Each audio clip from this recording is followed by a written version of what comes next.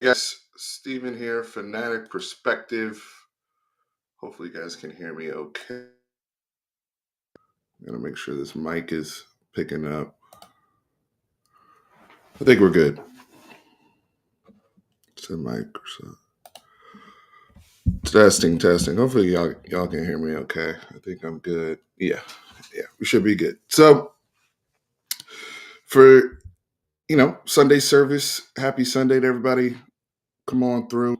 As you hit the like button for this learning session, for this watch, right?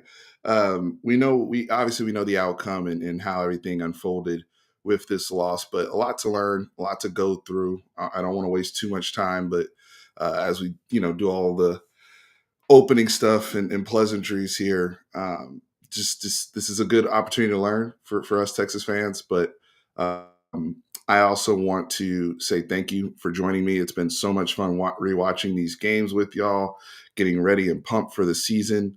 I'm really, really excited, just to, like I've been saying, for the gun bumping to slow down and for us to get the pads on and really get back to work, get back to camp, get back to ball come August 30th, right? And that's why we're trying to grow this channel and get ready for the season. So as you guys are coming in here, Michael Sproul, Joseph, even John, folks like John, it's funny. I am going to set some ground rules here. John, you're always more than welcome to be here, and I don't mind commentary, but I really don't want to hear that much from people who, we teams like yours who we beat the brakes off of. Other people in here that I know. Now, if you're a Georgia fan, that's different.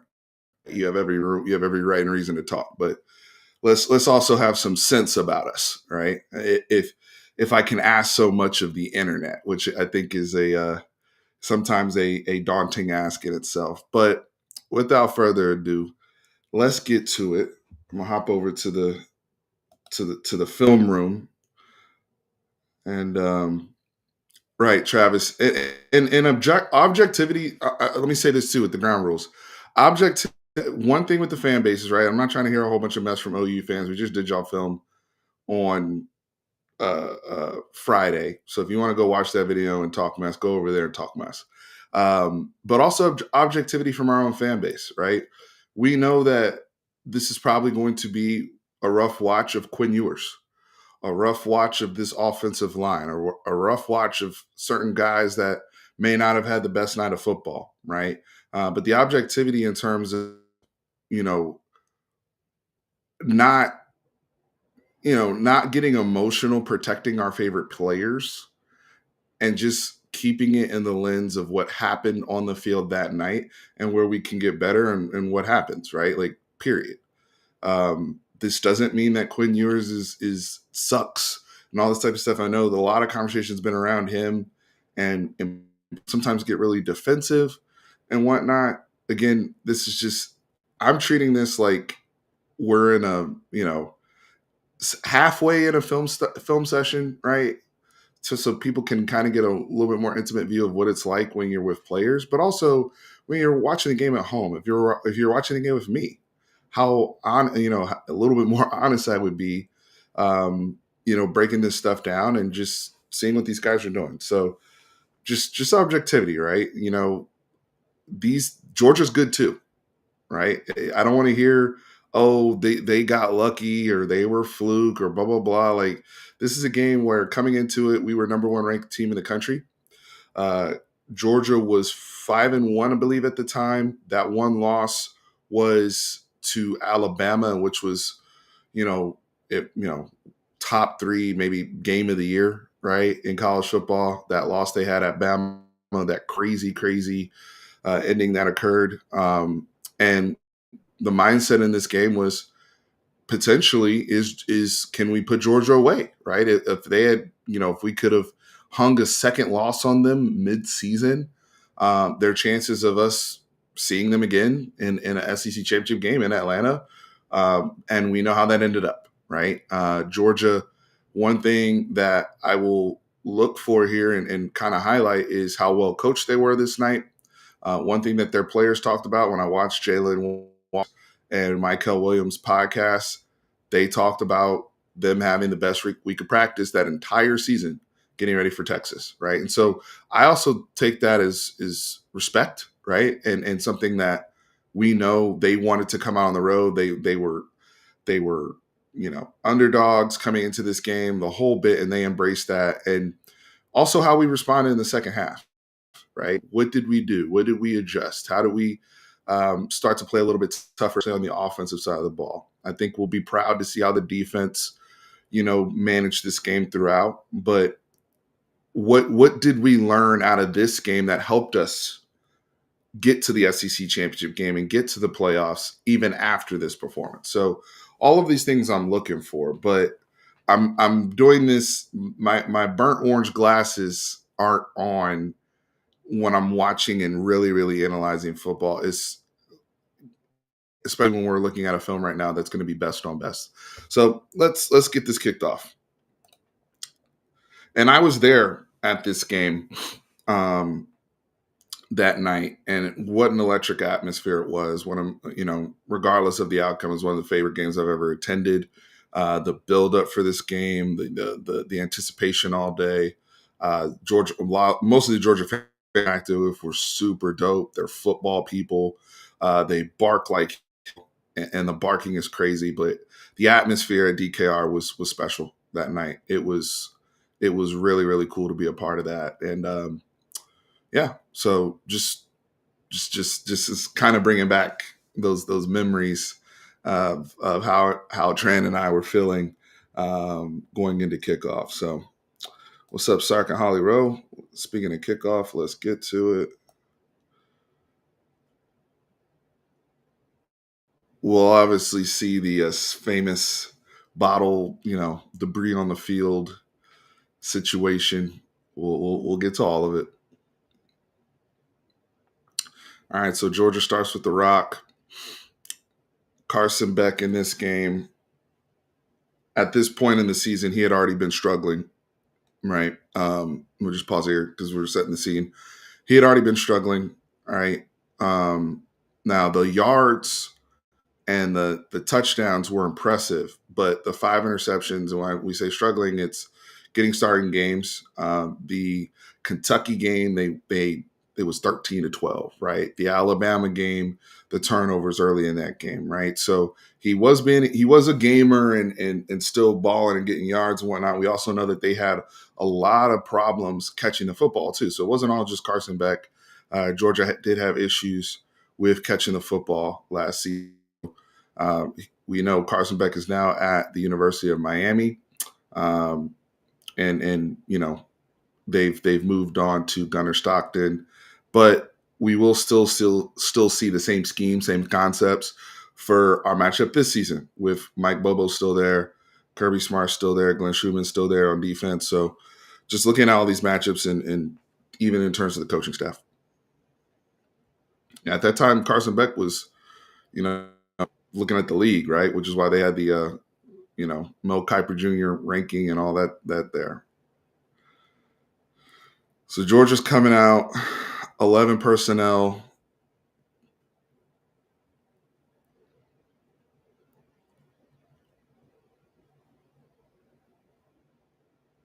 RPO, slant, drop. But sticky coverage by Manny Muhammad, right, on Dylan Bell. Sticky coverage.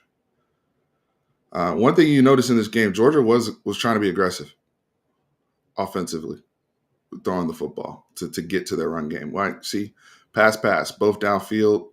They're taking shots. Another drop. Is that Dylan Bell again? Two drops on Dylan Bell. That's a good enough throw. Yeah, that's back-to-back drops by Dylan Bell to start. Let's actually go back to that because it's actually kind of similar, not the same play, but that's actually kind of similar to, in terms of concept of what they're trying to work with that dig coming across and breaking. That's the same thing we were working last week against OU, trying to get that space with Isaiah Bond and Matthew Golden later in the game. So very, very interesting, right? Just getting, you know, that particular play on 2nd and 10 that they ran, right? They have like the twin stack down to the field, but out of this, Dylan Bell's going to run in breaking. This is a good ball from Carson Beck, considering Baron Sorrell is kind of tagging him, not him, but he's tagging him. So like Baron Sorrell ends up winning on 71. He ends up getting there. That's a drop, right? He got open against our defense. To me, that's open. So 3rd and 10. Sometimes you got to get lucky. They get out of the backfield to Trevor Etienne. What's our pursuit look like? That's what we want to see, right? Anthony Hill. Everybody rallies to the ball, 5 yards, 3 and out to start the football game at home. Perfect. Silence, baby. All right. So also another thing, their punter was incredible. Just off rip, notice we're starting at what? The 11, 12-yard line, somewhere around there. Their punter was able to flip the field. This is where I really started to bang the table about special teams last season, right? Because there's a lot you can get jammed in the game, but if you have a guy that can flip the field the way Georgia was able to do several times this game, it really makes a difference. Because oftentimes our offense, and I'm going to say this before we get going, our offense was having to we didn't get I don't remember us now. We'll analyze this, but I don't remember us getting a whole bunch of short fields in this game per se. I think we got one later with one of the interceptions. I think the Makuba one, but on a consistent basis, especially off of change of possession from a punt, uh, I do remember us being backed up quite often, right? And having to go a long way against this defense that was very motivated coming into this game is a challenge. Now, we're coming out, we've been tracking what is the first offensive play we run of the game, right? Here we are in 12 personnel. So let's see what we do.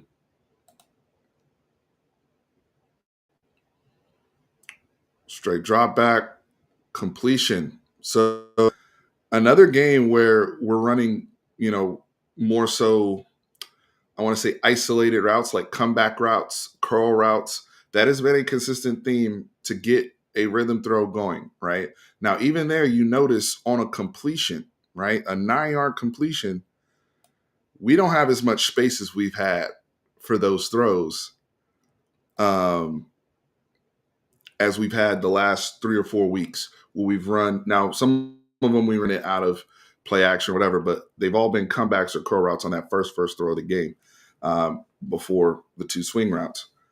But even here, this backer's kind of in the flats lurking. It's a good throw and catch, but they don't have a lot of space. You see that edge dips, and they're right there. But it's a good throw and catch, good execution. One. All right, we get to Gunnar Helm, more of a rhythm throw out of the backfield. First down. First down of the game. Another straight drop back. I like the pocket right now, right? Pass pro's fine. Quinn's not being nobody's rushing him. We get a ball to Juan Davis. Let's see here. Was that a so we got Wingo, Golden, Juan Davis. Nice run there. I mean, we're moving. Bubble to Wingo. That's going to be tough to do against Georgia's defense to block that up. Now, right there, I know Wingo. I know not Wingo. I know Wisner's trying to. I know he's trying to read the hole there and almost kind of like the Le'Veon Bell type thing. And I know not much is there. Let's just start now. Let me go back a little bit. I know not much is there on that run. I want to see him kind of put his head down and just, even if it's 3 yards that you're, and this is something I'm going to talk about later on that I noticed during the game. You don't want to be hesitant against these guys. I know he's trying to see right there. Like you got to be decisive. You got to be decisive because right there, third and 9, everything's blocked. Let's see what Quinn was seeing downfield. So they send Jalen Walker on a spot. They're spying Jalen Walker. This was what was interesting. They're spying Jalen Walker, and Quinn's not a mobile quarterback. Why are they doing that? Right? Why that concept? And they're running what we call 2-man. A lot of 2-man, right? 2 safeties deep, man underneath, right? You see how this is going to be what they kind of lived in. I'll get to that after. I'm sorry, I can't spend all the time on every play, but this is just a lot of stuff to learn from in this game. That's also a good job by Malachi Starks and why he's a pro. Of course, the Ravens got him. But the spy thing doesn't go away, right? 3rd and 9, Jalen Walker's spying. It's not even a delay. He doesn't go until Quinn breaks the pocket, right? Why the spy? Well, what do you always hear, right? When thin and it's man coverage and everybody's backs are turned, whether the quarterback's mobile or not, he can run, right? And so they wanted to mitigate that, but they also understood. I think they understood that Quinn's mobility was an issue. So let's not let them get anything outside the hashes. Let's keep everything here, funnel it, play man behind it, have our 2 deep safeties. We should be fine. I feel like that's what Georgia's mindset was coming into this. We didn't have a great game. RIP Ben. We didn't have a great game against the run per se. I mean, it was, we gave up over 100 yards total, but like it wasn't. I felt like some of the runs they'd hit on were timely stuff. So that's the Makuba interception I was talking about, right? Where we did get a short field. Great play by Makuba. They're going to show us the replay, so I'll wait for that. Look where he's coming from. He was so good for us. So good for us. That's almost like, I know it's not necessarily cover 1, but that's also kind of like what that strong safety's responsibility is when you kind of like have that like cloud in the middle of the field and you can kind of just lurk. That was like a lurk pick, right? Like Carson Beck there's no way in hell he's counting for Andrew Akuba throwing to the other hash, right? He's thinking he's on the hash going to the left, not coming back over to the right hash. Hell no. That's an amazing play. Also, the athleticism to complete the catch, right? Very difficult, falling backwards, the whole bit. That's why he's a second round pick. That's a stock booster. That was one of the best plays of the season so far defensively in terms of all things considered. Amazing, amazing, amazing stuff from Makuba. Now we get a short field. Oh boy. Oh boy. Those are the ones you got to hit on.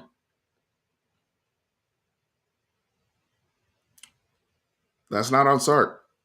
He might score there. That's always say, and this is a football thing, no matter what level. Sudden change, turnover, you're expecting some type of shot. I'm sure Schumann and them and Smart were saying that on their sideline when they were going back on defense. So we dial up, against a very disciplined defense, we dial up the misdirection, the whole bit. We get a good look. That's as good a ball as you can ask for from Quinn. We got to execute that. It's unfortunate. That's just execution. No different than early in the OU game when Quinn missed that throw to Isaiah Bond that should have been a touchdown. And the difference is OU didn't have the firepower to punish us for missing those. These guys did. These guys punished us for missing those late. That's a layup. That's a layup. All right. Even now, the pass pro's still fine, but look how they rally into the football. Now Georgia's fired up.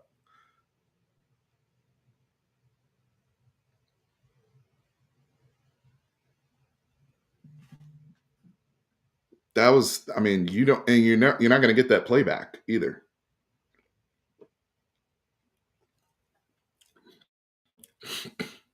All right, trips right. Golden moved. Receivers, I don't know how we getting false starts. We're getting a little jumpy. I know the battle at the line of scrimmage is crazy. Pass pro's still good there. That's good coverage by Malachi Starks. I don't know what else to say. I don't even mind the throw so much. If you're gonna miss outside. I don't. It just sucks, right? Because of the penalty, we don't move the ball at all. Georgia ends up not having to give up any points to us off of their mistake, their turnover. So we don't get rewarded for the short field. We don't get rewarded for the pick. And we don't even move the ball into to the at least the outside of the red zone to even get in position for a field goal. Right. So that's frustrating. But this is how you lose to teams like this in a top five matchup. This is a top five ball. This is top five ball. 1 versus 5 at this point in the season. All right, what happened in that gap? Why are we missing there?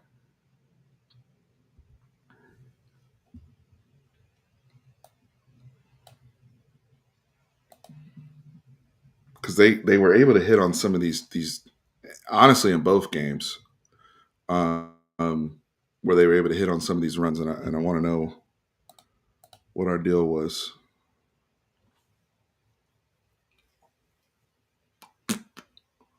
Oh my bad. Why are we on offense?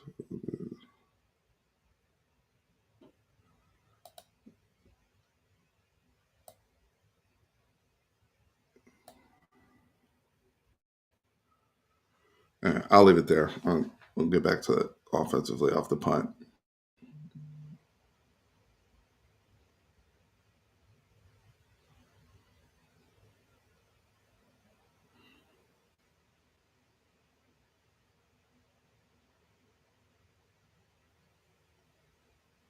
Even that run that we didn't scrape well enough. All right, let's see. They have the tight end pulling. We just get eaten inside, man. They're coming back across the formation. Yeah. I mean, Layfowl gets swallowed. Anthony Hill can't scrape across. They're in the secondary. And that's where your big guys, you want your defensive tackles to create what? Stalemates. So he can't just, get right through the hole like that. Nice throw, nice, now they're starting to get stuff working. That's to the other tight end because the 4 is dope. It's a good concept to run against that zone to get a beater there. So they get a chunk play. Better job. See, better job by the defensive tackles. It starts up front. Better job squeezing. Now we almost have like a 50 look up front. And we get the WTF throw from Carson Beck. This is where he could not get out of his own way.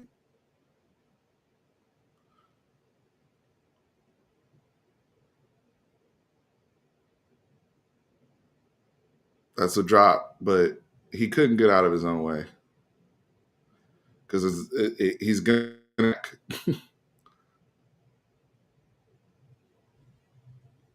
check down. Man, even on a check down, they're able to get 10 yards. We're just playing a little too deep, honestly. Almost too much respect. Black is in the game. That's a good push by Baron Sorrell. Very good job. Much better job by Baron Sorrell. If you're going to get a running back, in that case, that's what? Who is that? If you're going to have a running back blocking him, then you got to tear his ass up. All right, now they got screen going the other way. Great job, Anthony Hill, tackling in space, mitigating damage, only 3 yards. 3rd and 8. Okay. So we didn't get the other ball he threw to us, but we got this one drill. Right? So that wasn't even a bad throw, the one he made before that we almost got. But I do like the fact that we're at least being opportunistic. Like we said, the Georgia receivers, that was the scouting report coming in. They had been struggling. They led the country in drops. Not that was a great throw, but I mean, he didn't protect his quarterback, right? Once it goes off the tips and goes up in the air, that's probably a pick. Again, not a good throw. Not a good throw. He didn't allow him at all. But all things considered, we get another change of possession here. But we're backed up. So we get a run for 3.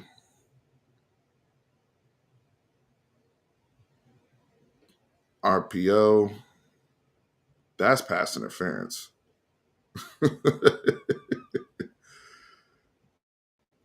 Oh, Brian Wingo can draw plenty of those. So we like that, right? This is just 1-on-1.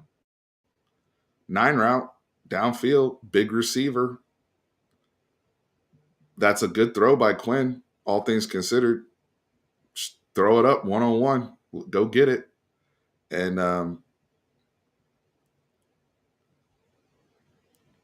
was that Averett? Jalen Walker came backside to make that tackle. That was actually not a bad run. Yeah, this is the type of game where Cedric Baxter Jr. was missed. To just plot, like, see right there. I mean, I know he's running into a freaking defensive tackle, but just kind of more stick your foot in the ground, gap type stuff. So 3rd and 6, they send the backside heater. I think that was Averett, if I'm not mistaken. Somebody correct me if I'm wrong.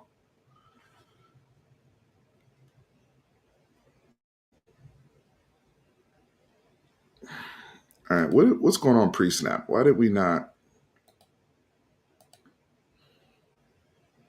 Why are we not anticipating this cat blitz? We say cat blitz is corner. Why are we not anticipating this?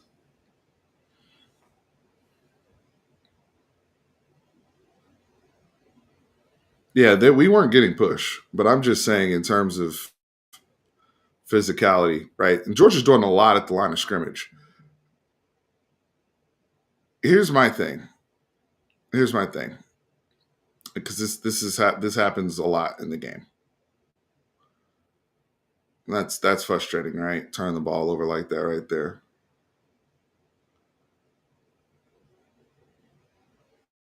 Great play. First off, great play design for that blitz, right? The corner does a good job of hiding it. He doesn't look like he's coming, quote unquote, pre-snap, right? That's a good disguise, in my opinion.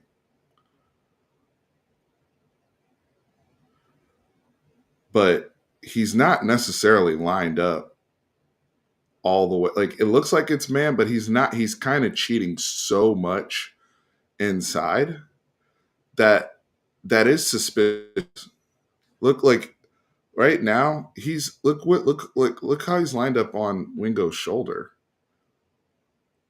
And on the other side, they're not in man. Look at the corners on the other side. That's not man. He's so maybe it's a box of one or something like that. I don't know, but like something like that would give me. But I'm saying all that to say this: there's 15 seconds left on the play clock, and sometimes if we're not sure, or they're starting to shift a little bit more, let's make sure.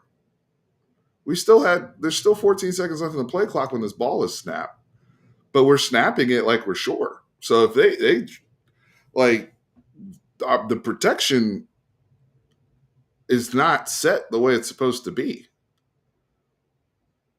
and we don't necessarily have for that, assuming that there's something coming. To me, 3rd and 6, I'm anticipating heat. Right now, am I anticipating heat from that corner coming from Wingo? Maybe, maybe not. But I'm probably gonna make. I probably would want Blue to stay, which he did, right? But he picks up the middle guy, which is fine because that's the closest threat to the quarterback. But we don't necessarily. I mean, do we have a beater here?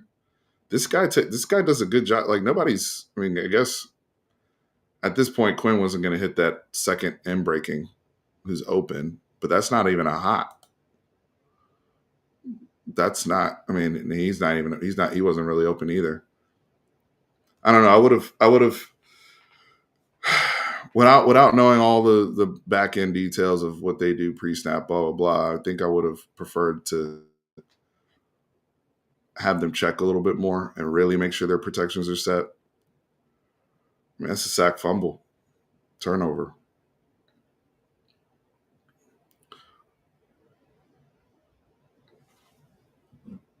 The receiver should have a hot route.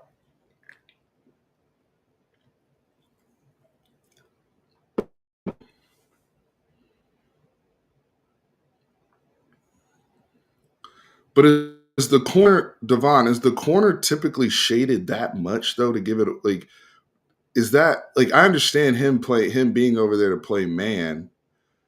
I just think it was or am I tripping from how he was shaded to that inside shoulder so much?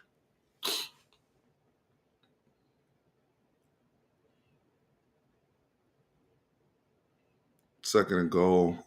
Man, we gave up the toss sweep like that, bro. I forgot about it's actually the thumbnail. So defense is fighting another drop, right? Now he wouldn't have scored it, but emotion they're in heavy.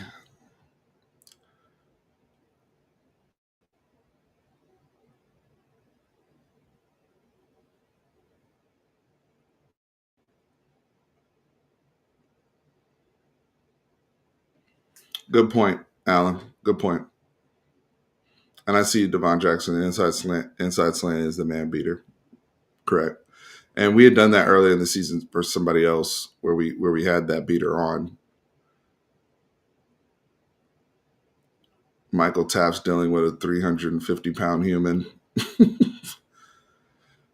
All right. Well, we finally give up. We finally give up points off of turnover, albeit right. The defense sudden change, but frustrating. Matthew Golden brings it out.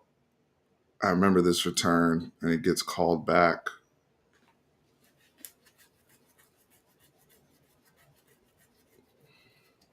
Mm. That's what he was really known for at Houston early in his career, by the way. He was an electric kick returner early in his college career, if you didn't know. Warren Roberson had a rough night. I do remember that with the holdings. Jeff Banks is pissed, rightfully so. That I mean, think about how big that would have been at home coming off of that's what you want to respond, right? That big kick return, that's a perfect opportunity for kick return right here. Everything's set up. Moore's lead, you got your lead blocker out there. Moore. We get the ball inside the 30-yard line. So where do we end up taking our offensive snap? Because they call holding. Where do we end up taking our offensive snap? That's really frustrating.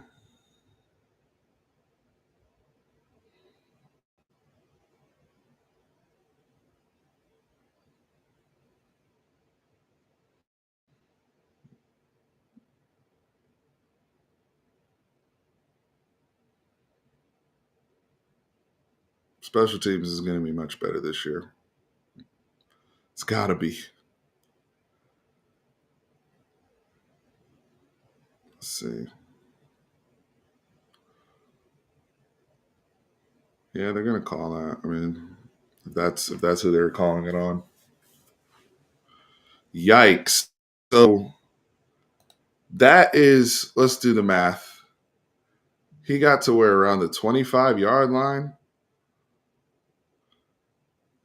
right?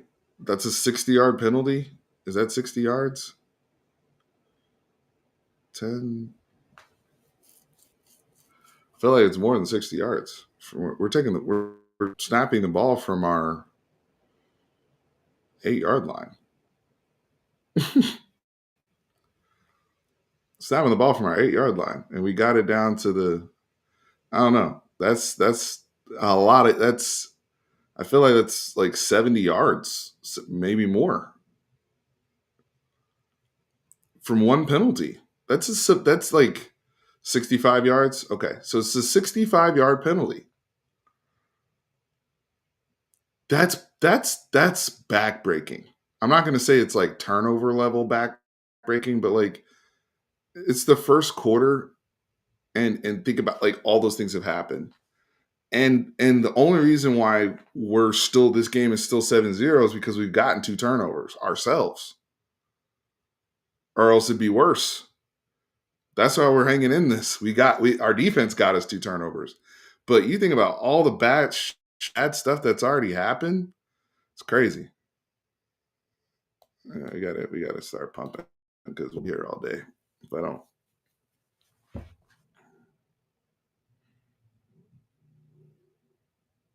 Yeah, yeah. It's about 7 first downs you got to make up. Like, and you're not going to get just chunk plays against this team. So play action, coin slides, that's fine.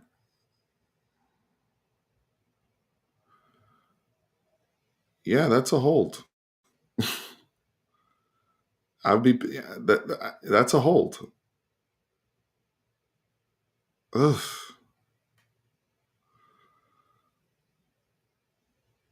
Let's see.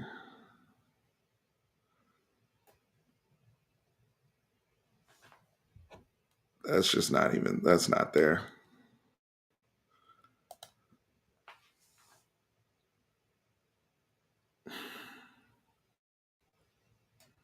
It's not necessarily a yellow ball by Quinn, but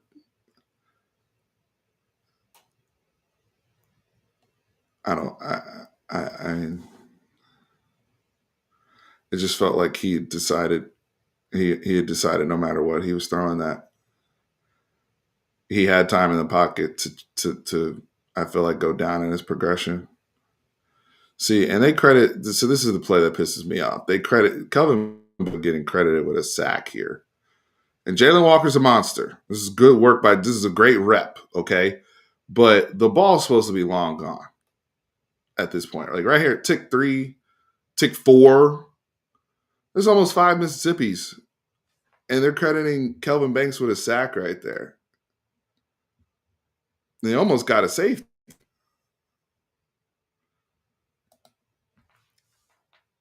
Like, you don't have the type of time.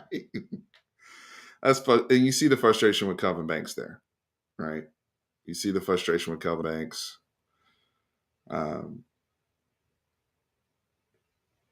I mean, that's as good as you can ask for against a player as good as Jalen. Very frustrating. Now you're punting out of the back of your end zone. There's more. Now penalty flags are coming. Frustrating part of the game. Illegal substitution. What they say? It doesn't even matter at this point. Punting out of our end zone. Anthony Evans. That's Anthony Evans, right? From San Antonio. He gets it inside the 30. So see where they're starting their drives. Y'all just look where they're starting their drives, and look where we've been playing football. That's not a winning formula in a game like this. It's not a winning formula. And then the one opportunity we got, where we got the ball at the 40-41 yard line, we did nothing. And we missed on our explosive. So that's how you get beat. It's not deep. Fake screen. Good for everybody up front. They fake it to Bell, come back and run a delay to the tight end, which is a cute little thing, but um, everybody snuffed it out. Good job, Ant Hill. Good job, Ethan Burke. Good discipline by the defense right there. Now, we did give up these throws to the flats a lot. You got to give up something, but like goes up a lot.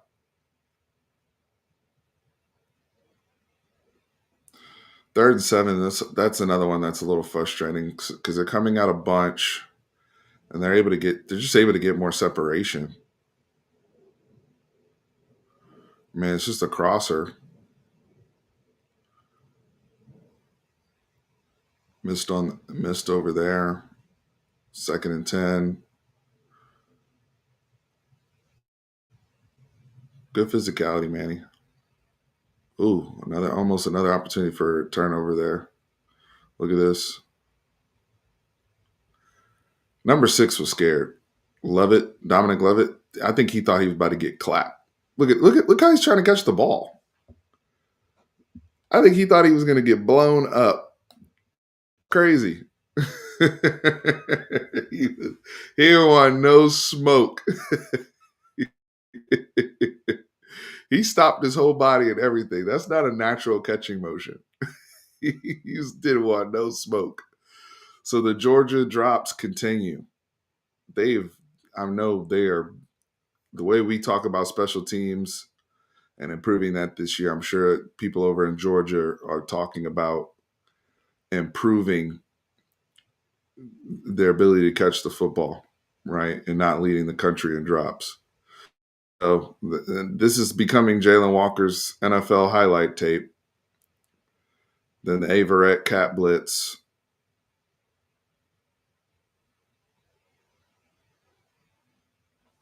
So it's a tough night. We can't get anything going offensively.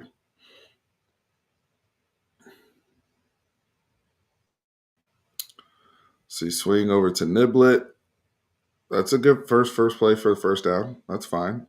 4 yards.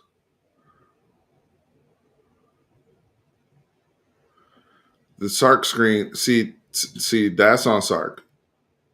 That's on Sark. These dudes are too dialed up right now.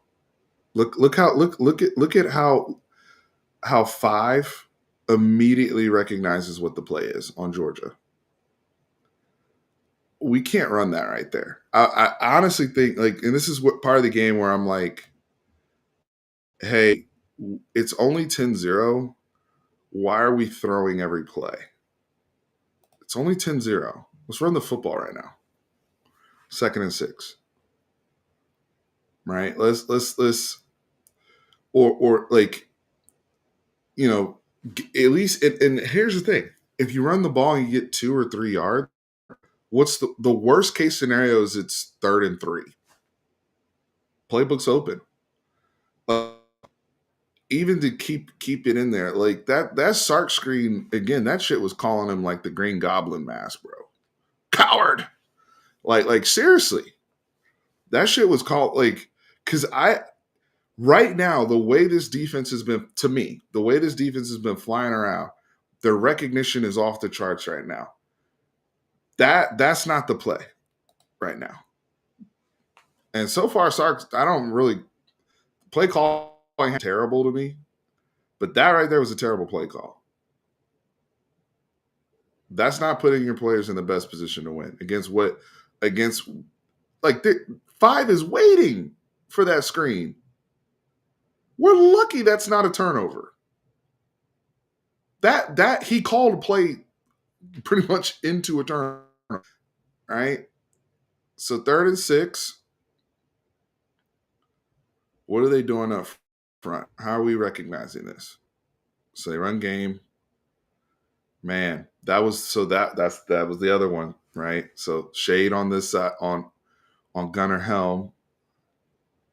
I remember this. And Quinn.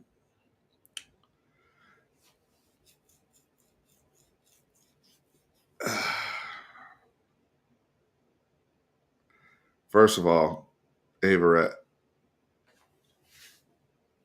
great job. That's how you execute that.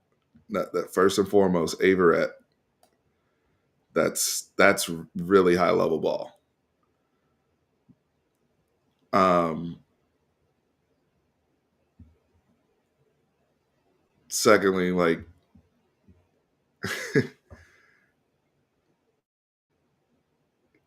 yeah, if you're reading the whole coverage, the ball's not going to end up there. Um, and this is where Quinn. This is where Quinn. The game's just getting away from Quinn at this point. That's tough.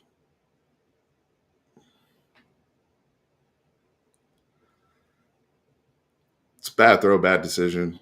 Um, but to me, it's even better play by Georgia in that call. So quarterbacks have what thrown 2 picks now. We already have 4 interceptions in this game by these defenses. Another short field from Georgia. Georgia's just playing football on our side of the field. Lovett finally gets a good play. See, they got us really spread out, right? We're playing in space. Gilbo has no chance there. Taft misses a tackle.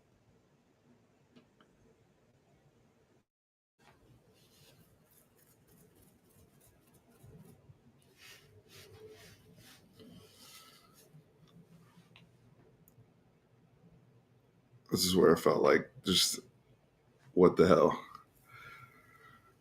Yeah, I mean the decision was worse than the throw, Gerard, because he's already baited him. That's the point. He's already baited him into throwing it right there. That corner won that interception pretty soon.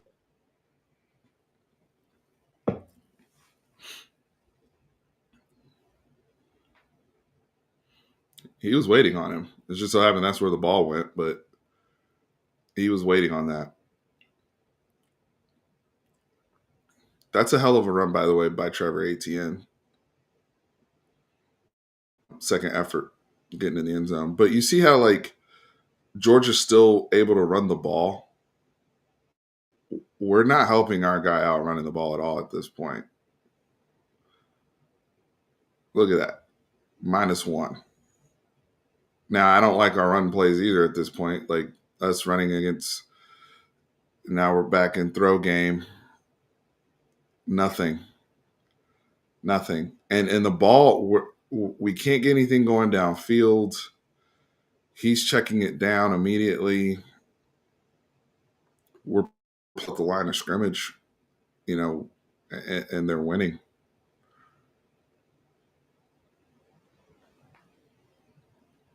All right, what happened here?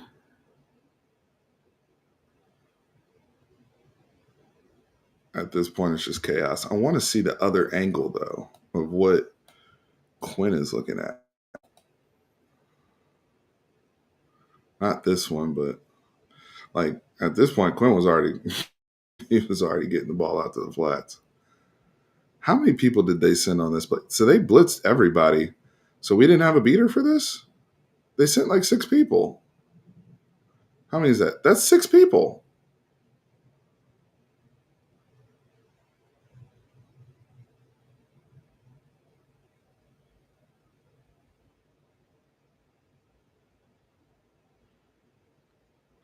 I can't comment on the. I don't have the film to see what the pass routes were. I wish they had shown it from the other side so I could see if we had a beater for it or not. But for them to send everybody, it had to have been man behind it.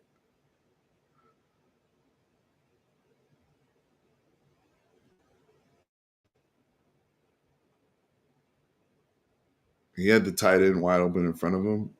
You could see that. Let's see.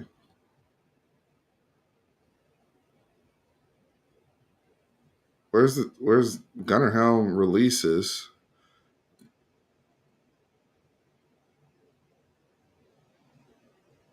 Gunnar Helm released really late though, unless it's another tight end. I don't see anybody that was open right in front of him. My thing is against that look that they're showing. If it, once they send six,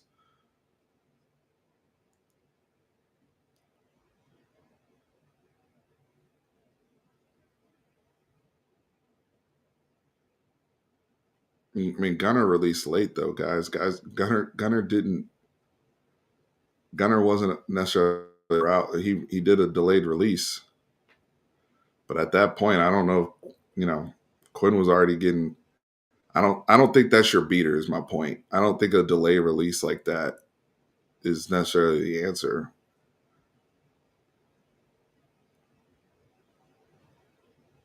Which is why I want to see the whole pass route concept because maybe it was, but I can't see it from this angle. This is frustrating, right? 17-0, you're getting your ass whooped.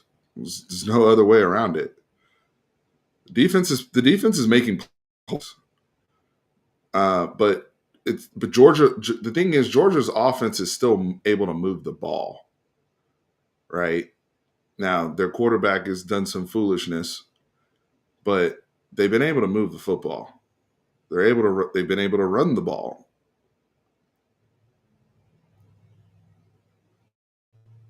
That's a good tackle there. So better job. I think that was David Benda. We're also not. I mean, we're getting Beck to move. That's another drop. Goodness, these dudes in the drop passes. So good job by the defense holding them to three there. We are getting him to move a little bit. Let me say this before Arch gets in here. We are getting him to move a little bit, Carson Beck, that is, but we're not getting nearly the same pressure on their guy, at least that they're getting on our guy. That's another thing, typically, of who's going to win the fight or the game. If one guy's quarterback is under duress and getting hit and sacked, and the other guy isn't getting hit, then that other team has a pretty good chance of winning, right? If we want to be as simple and dumb about this as possible, and right now that's kind of the case in this 0 ball game right now. At this point, now we're going to Arch. We like this is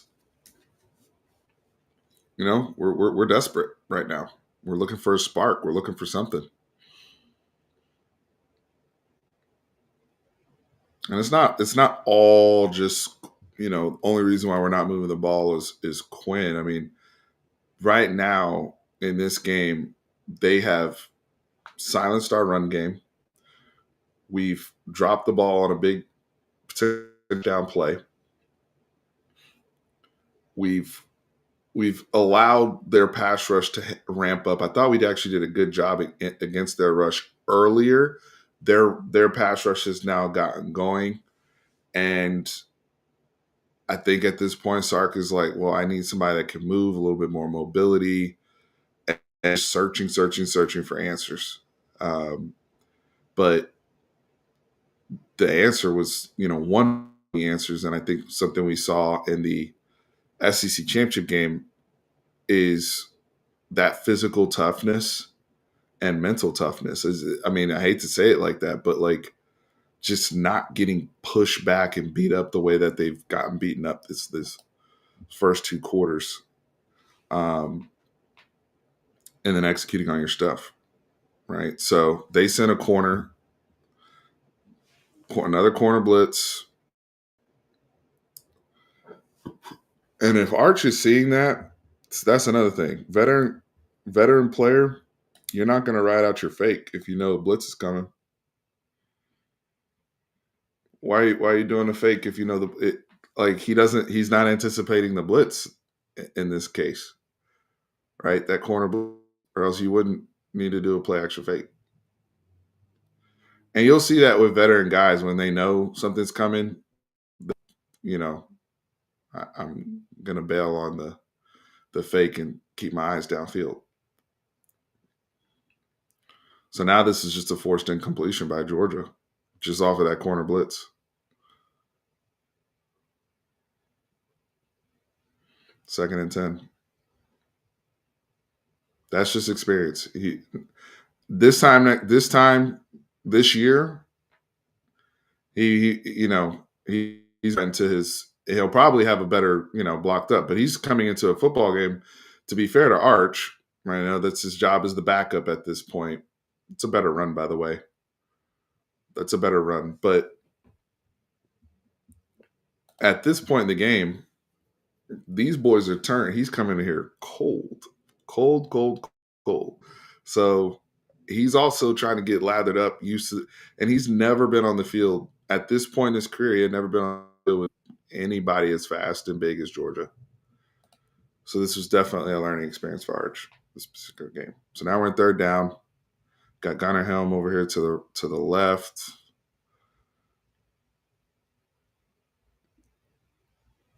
What was the flag for? Face mask on the defense. Yeah, on my Williams on Arch.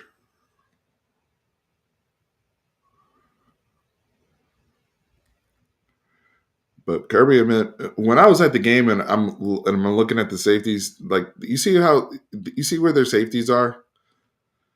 They're living in 2-man. Look where their safeties are, and then they're just matching everything underneath.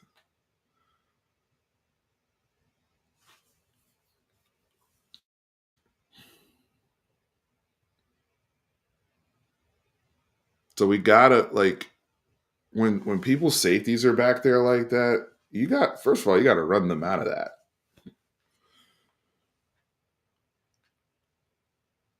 Those guys aren't even in the run fits. They're just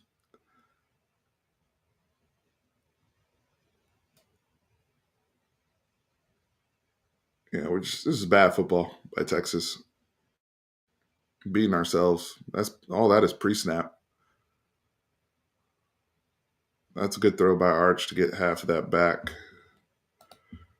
And that's really the pace you're gonna have to throw the ball and throw and catch with. Like, remember we said the first throw of the game was that 9-yard completion to the outside. Like, that's what this game is gonna have to be.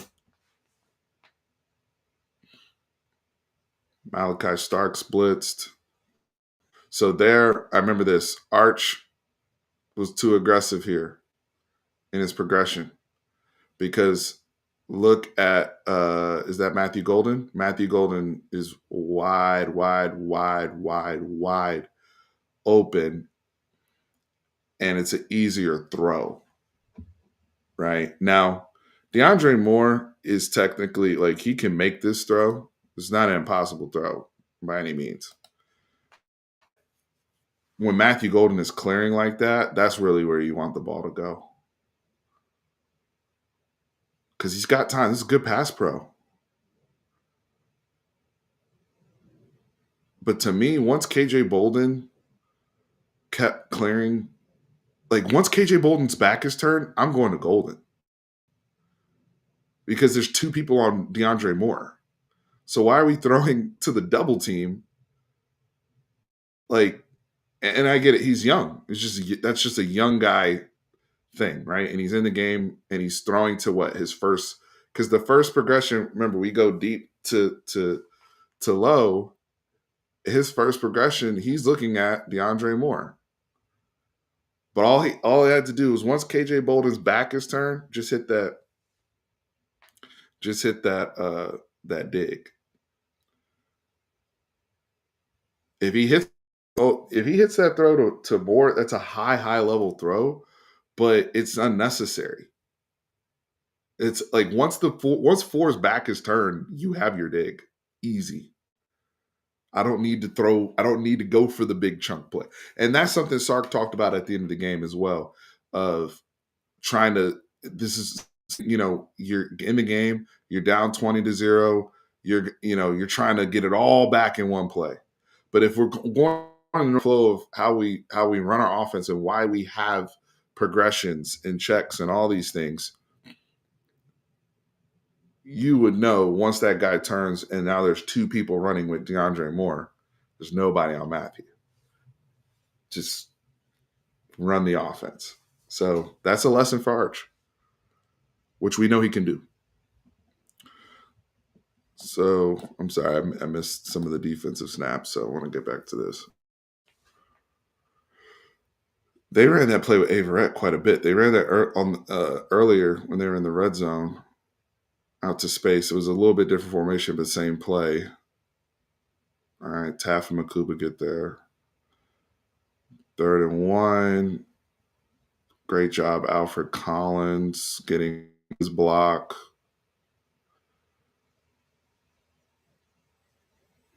A little late. So Alfred Collins play. Terrific job in short yardage. 4th and 1. I remember this. Will they, won't they?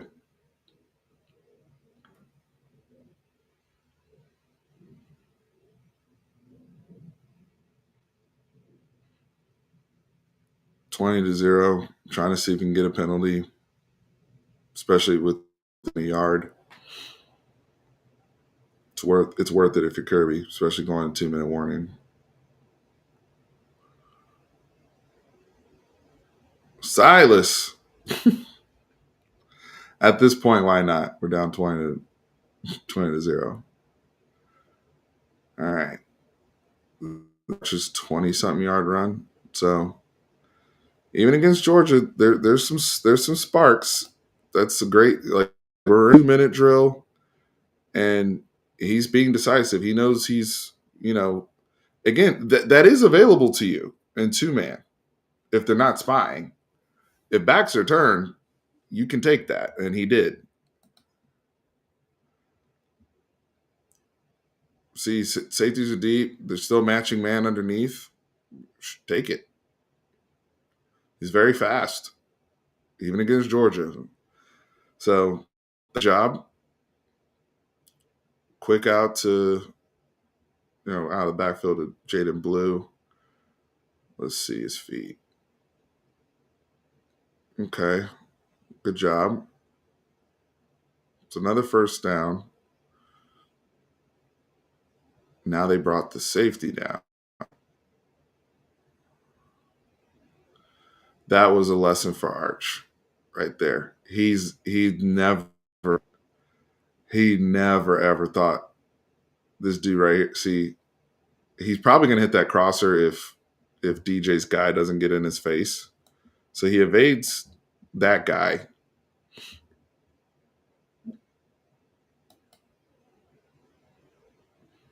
But with Georgia, once you start DJ gets beat. So but once you start moving lateral versus Georgia, to JB's point, lateral, Arch had never seen that big, that fast running after. And he I think he really mistimed the speed. He's never seen that before. Because if he respected it, he would have just thrown the ball away, right? If he respected it, the ball would have been out. Now all hell's breaking loose. We get beat on the right side.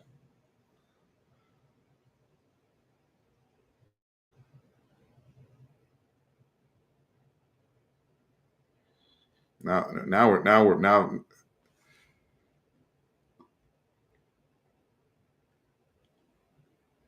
thank God we locked up Atkinson. Another sack fumble right before half. And I give the defense a lot of credit just for holding their water here.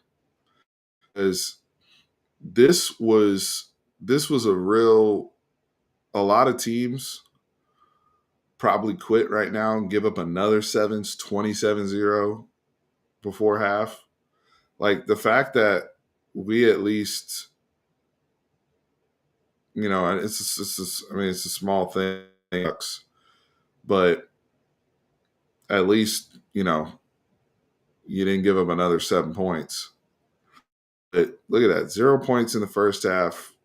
Sark offense, uh, against Coach Smart, Glenn Schumann, Muschamp was over there. They cleaned our clocks that half. Now this next I'm gonna try to keep this under 2 hours, so we're gonna go a little quicker um, in this period. I know we play a lot better ball, especially in this third quarter, but that first half, that's if you don't execute and you're not and your attention to detail is not there against high, well coached, very well prepared teams. It doesn't matter if you're at home on the road; you're gonna get the brakes beat off of you for stuff like that. But I give them credit. Right. It was they this was a lesson they needed. At this point they understood, I think, what it was going to take, right, to compete with these guys. So I think we ran the ball on first down for 3, and then we ran it again. But even that right there is just keeping it in third. We can't. Sark wanted to. That was to prove a point. Even though we 4th and 1, it was like, yo, we're not gonna go out like this. It's 4 straight run plays, and I know one's an end around, but I think mentally they needed to match and say, look, we're not be this. Remember the reputation of Big 12 teams back in the day, or we don't want to play at the line of scrimmage, all this type of stuff. I just thought it was smart of him at least to start the half. See, that's the dig I was talking about earlier. That Arch could have hit to Golden when he threw it to DeAndre Moore. See where Bond was? That's where Moore was running, and Arch threw it over there. If he hit that play to Golden, that's where you want the ball to go against that look, against that coverage. So Quinn coming back in, he executed that.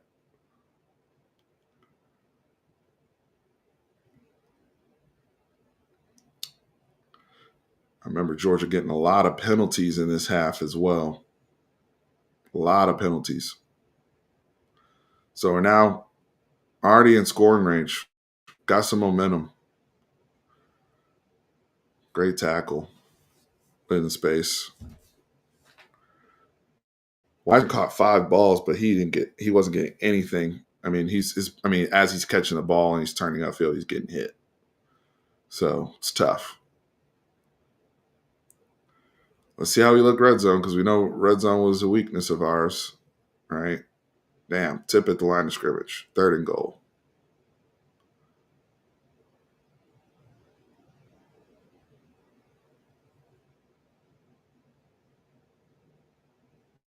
That's tough. Did he have him? I don't know. Wisner still in. It's 3rd and goal. Great protection. They call pass interference on this KJ Bolden, who's first team All SEC now. KJ Bolden was a freshman at this point. I remember people being upset about that PI call. I do remember that. Some Georgia fans. And that's a old Sark little zig we used to do at Worthy all the time. Little speed to the pylon. So finally getting on board. First drive out of right out of halftime is what you want from your team to respond. I don't know if we ever saw Isaiah Bond again after this. But we made money on this play with Worthy over the last few years. For 2.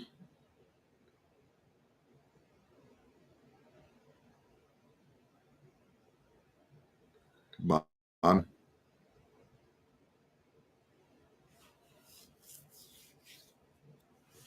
Sports fan Jack, no, it did not. You don't lose a game in the first quarter.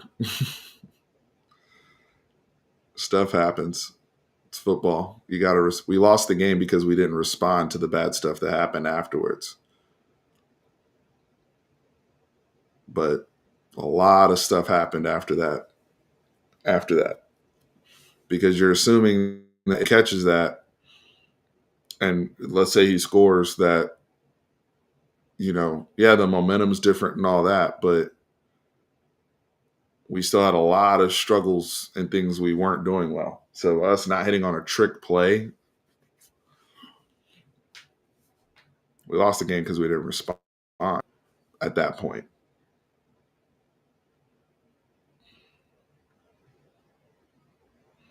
All right, so it's 23-8.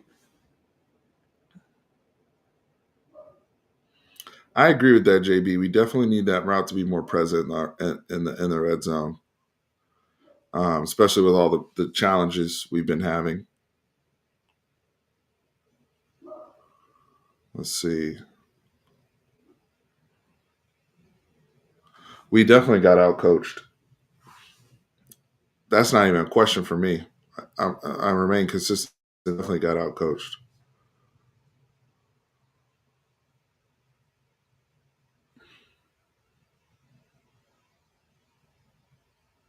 So they went a little inside tunnel screen there. Still moving the sticks, right? Against our defense. Defense playing hard.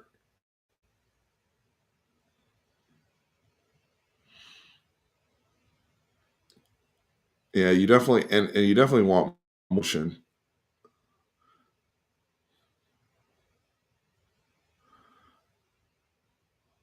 So guys are fired up, right? It's a 15-point game, right? 2-score game at this point. So they're starting to feel like, all right, good coverage downfield. There's really nowhere for Carson Beck to go with the football. We get to show off our team speed, right? We've been talking about Georgia's speed moving laterally. We got them moving laterally there, right? They try to work the ball inside. Was that Dylan Bell again? They try to work the ball inside, 3rd and 12. Yes, it was. So everything they've been trying to work inside of Dylan Bell has been a no-go. Great play by John. Great play by Johnny Barron. All right, so 3rd and 12. We send a delay heater. Great play, Michael Taff. See, he's playing deep. That's good ball. And we know six don't want no smoke anytime there's any type of. We know six don't want no smoke anytime there's stuff going on in the middle of the field. Great play by Michael Taff.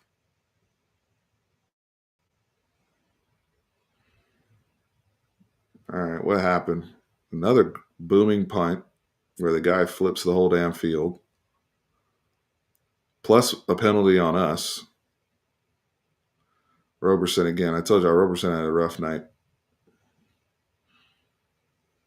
A rough night on special teams. At that point, he would have been done for me. You only get 2 of those. I mean, you held your ass off on the Dan Jackson on the kickoff. At that point, sorry, 24, you're going to have to have a seat with me. No disrespect, but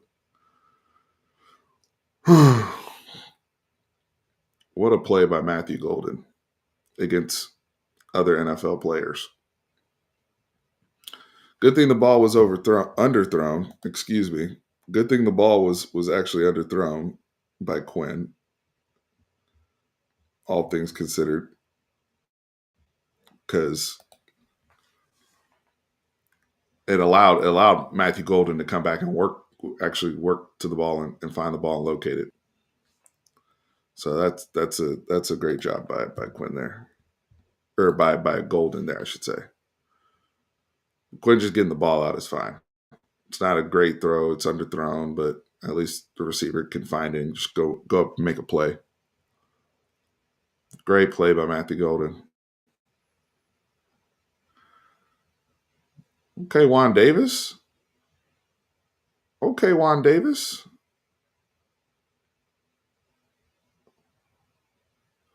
That's a great play by Matthew Golden. Chunk play. 2nd and 6. Now we've got more room. Now we're okay. It's the best run we've had inside the tackles. Go back to it. I still want Trey to be more. This isn't the one, not to dance per se, but like just hitting it up in there. We obviously did not trust Jaden Blue in terms of running between the tackles. That was a great freaking move right there, by the way, speaking of Jaden Blue. But we didn't trust him because we didn't give him a carry in this game. All of his touches came in the pass game, like this.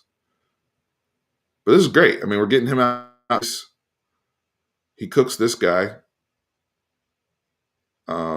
I think Buddy transferred, if I'm not mistaken. Um, that was a nasty move. But just getting Jaden Blue out in space, um, and having him, you know, threaten guys. Our patented little wheel out the backfield, we didn't execute it there. We always run that. It's a better. Now we're getting better push up front in the run game. I spoke too soon. Got beat right there. Stackhouse made that play. Did he just beat Jake Majors? What happened here?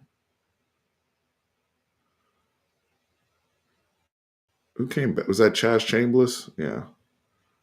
They did a good that was a good play by Georgia on that. To come backside.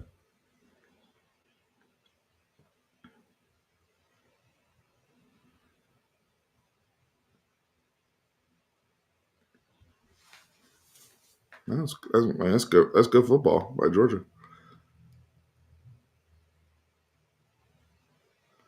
Fourth and 6.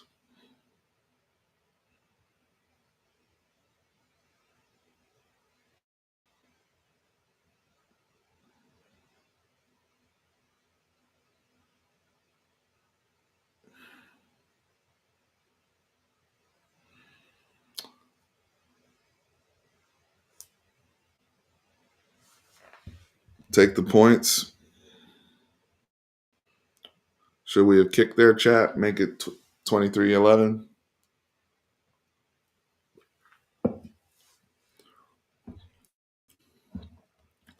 I think I would have kicked. I can't remember how I felt about it at the time, honestly. Um,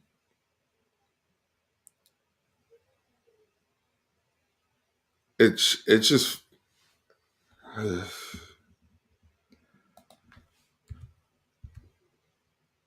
Golden was open, but Quinn's primary. This play is drawn up for Bond. I think so. Several things here, right? Isaiah Bond, you need to win the route. Number one, the corner was all over you.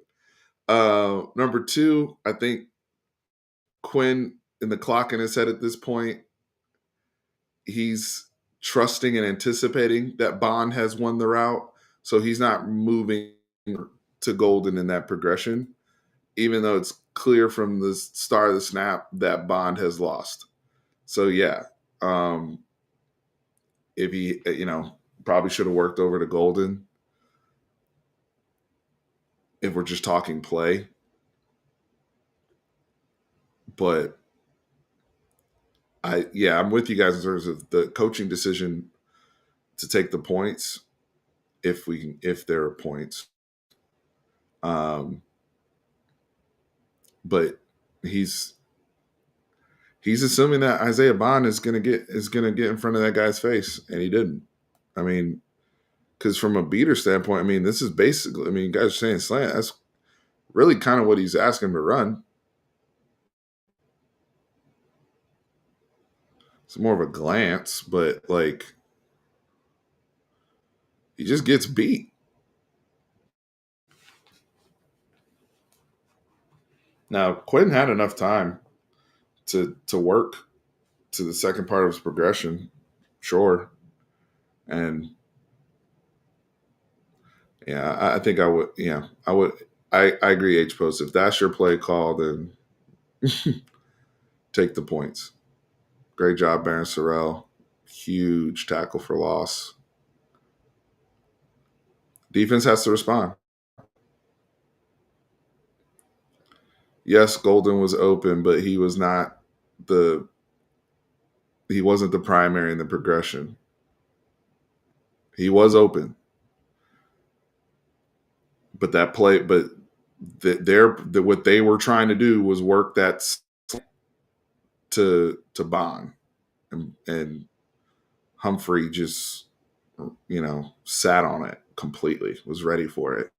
So yeah, if he works back across this progression, he can catch Golden, but he's not going to hit Golden immediately if that's not. Um, this is where all hell broke loose in DKR. By the way, I've never screamed and been so angry at a call.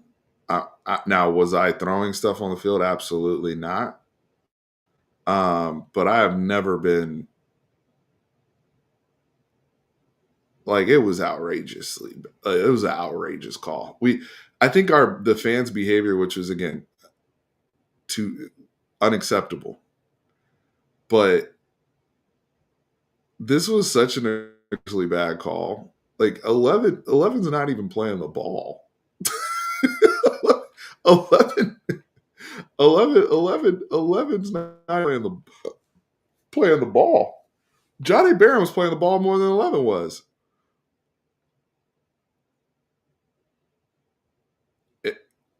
Yeah, that guy, that was me. that was my energy. Now this and all this and the tantrum and everything that happened, um, yeah, it's no bueno.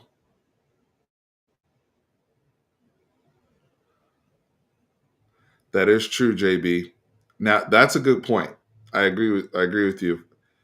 Matt, if we're asking Matthew Golden to run that route, he's going to at least try to work better. I mean, if a corner's sitting on something, he's anticipating it's difficult, but I do have a much better effort trying to get across that corner's face than Bond did. I totally agree. If he's the primary, but here's the thing: later, Matthew Golden ends up becoming our primary. At that point in the year, we got to remember he still wasn't the go-to guy yet. And this is something that me and Texas Homer talk about a lot. Like Texas Homer brought this up a few rewatches ago. Was like, we didn't even realize Matthew Golden was our number one receiver until almost the end of the year. So keep that in mind when you're thinking about where the ball's supposed to go, who's the number one progression, all that. Man, Sark had to come outside, man, and say, "Look, enough's enough." This whole situation was crazy.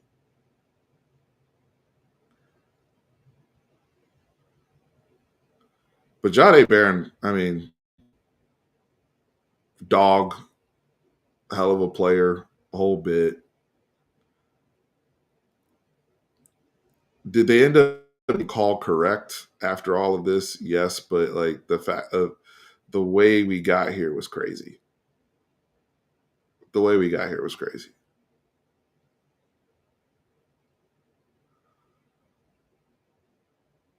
Dude's just trying to push off to get any kind of separation he can. Gets his head around super late.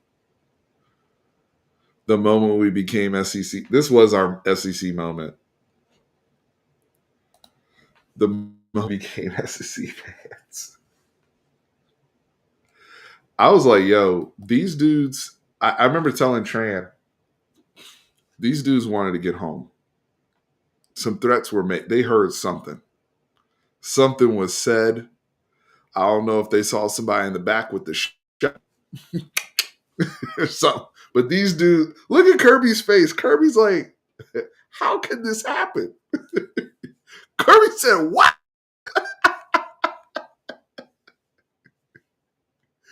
The tantrum 100% helped the call. Brother, I said, what did I say at the beginning of this with the guardrails? We are here to be objective and honest. The tantrum 100% helped change the call. These dudes were, I was there. These dudes were scared because what precedent did they have to change the call like that? It's a penalty. It's not a reviewable play. So what did where did they have to change it?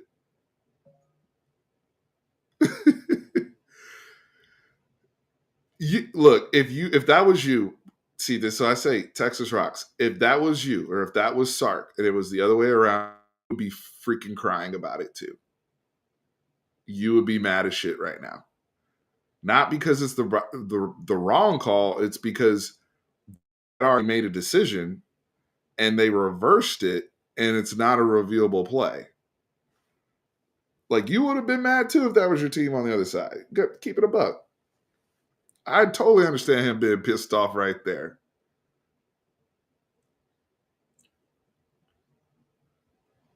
Now, Michael Williams, another first rounders, back there for another sack. Great job on the. That's like a Texas route, I think that Jaden Blue ran. Remember, I was talking about beating a guy across his face in the middle. That's exactly what he was able to do with that backer. Let's go back to that. And that was actually a good. That was a good everything right there. Execution by Quinn. This offense, the whole thing. Yeah, Texas route. You see, he gives him a little stutter and breaks back across his face. Easy money. And because they've been playing all this two man, them safeties are widened out, so the middle of the field is open. So we go for extra point. We don't go for two, so it's 8-point game, 1-score game now, right? Texas has gone on essentially a 15-0 run in this quarter on Georgia. See, that's a Texas route. Boom. You kind of widen it out, cook them, and get back inside. And them safeties are too wide. They're already gone. That's how Jaden Blue is going to be able to make his money in the NFL because that's his gift. That's what he's just really, really good at. On top of being, obviously explosive downfield, but the route running, how fluid to do that, it seemed effortless. And then we get the big time stick right there by my man Game Speed, aka Mo Blackwell. So Blackwell, look. So this is so somebody was saying, oh, why we lost the game. We got to be honest and objective with ourselves right now, Texas fans. Look where this football game is. We've gone on a 15-0 run. We now have say that's a big time special teams play, right? Because instead of them starting the ball at the 25-yard line, we stick them at like the 10 or 11-yard line, right? So we're already saving ourselves 15 yards. It's a big time hit. They're deep in their own side of the field. We get a tackle for loss on first down. Vernon Broughton, David Benda. Look how fired up everybody is right now. Vernon Broughton firing off the ball. Everybody's fired up. 2nd and 10, right?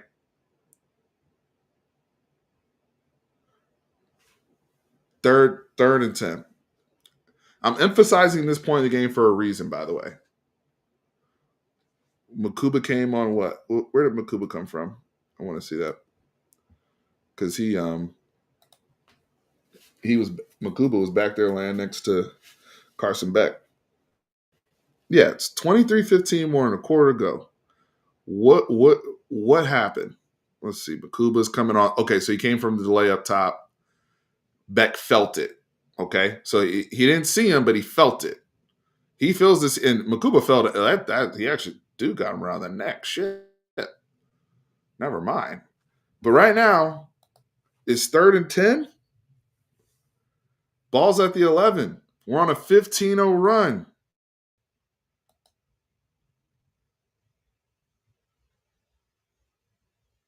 And we give that up.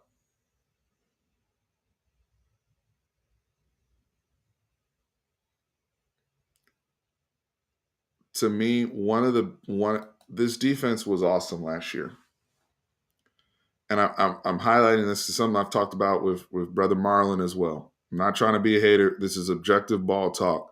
One thing we need to be better at this year, situationally as a defense, moments like this, we've got to be more clutch. To me, there's too many times last year where our defense got caught flat-footed in certain moments, as good as they were.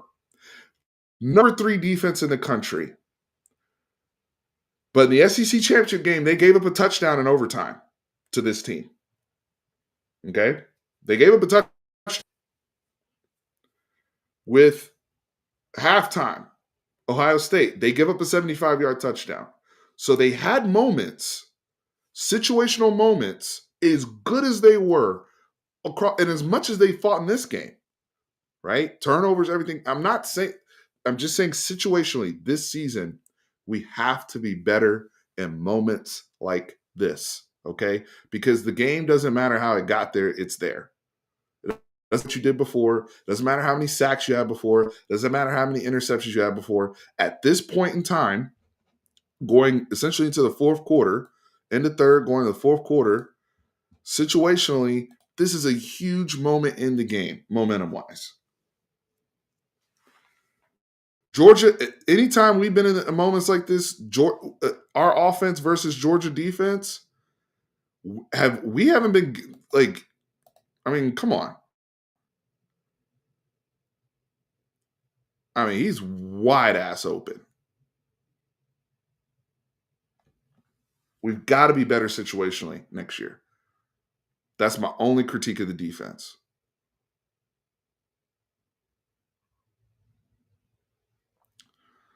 And we're in zone. That's not man. So Manny's expecting somebody to be there inside, right? Like,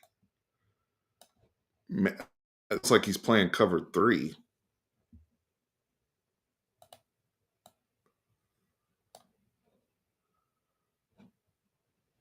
My bad. Let me go back a little bit. It's almost like he's. Let me see this. Cover 3.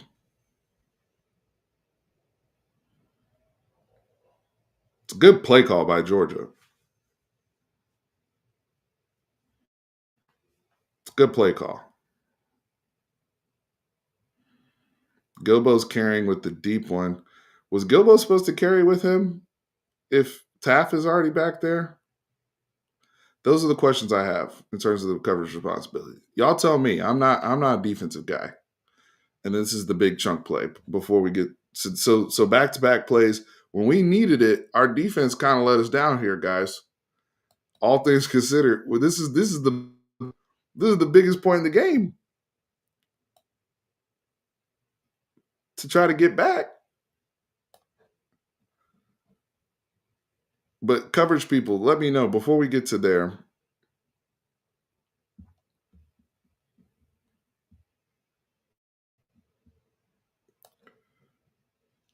Because I'm trying to learn. Is Gilbo supposed to carry that guy?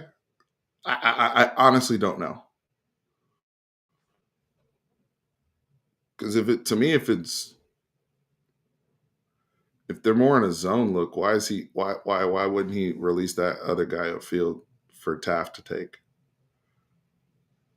I'm just on this play right here. It's cover 3 match.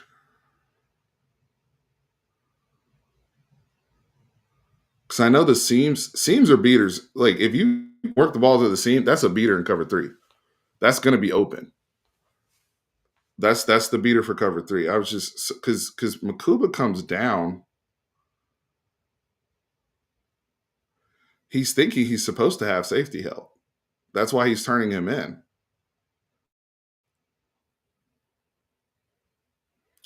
And then this right here, I mean, great play by Bobo. Great play. That this of all the point in the game when we needed, like really, really needed to just. I remember because I was sitting on this side of the field.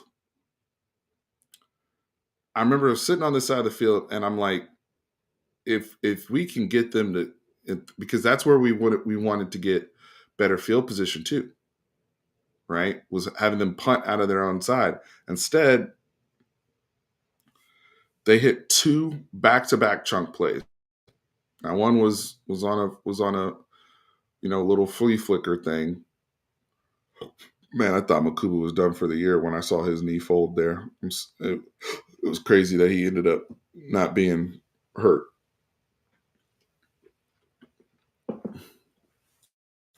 This drive,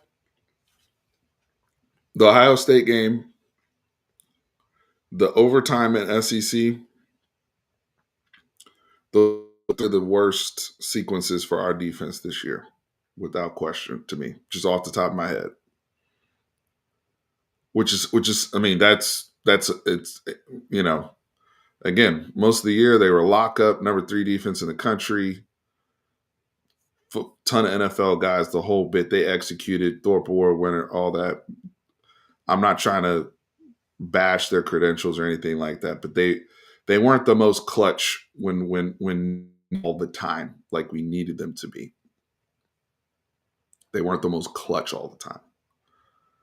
Like right now, we needed them to just. I mean, we're about to give up a touchdown.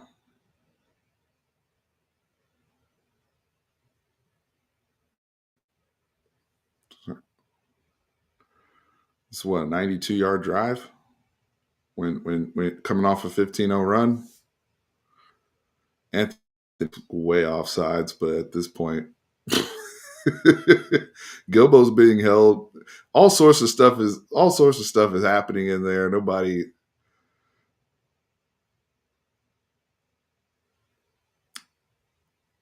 They were clutch against lesser teams many times. Yeah, that don't help me against the big dogs.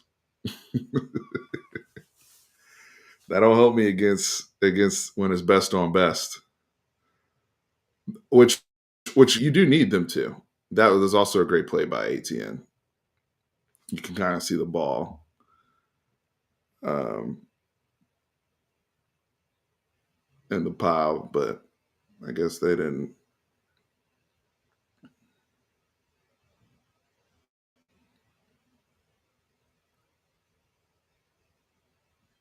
Fourth and goal.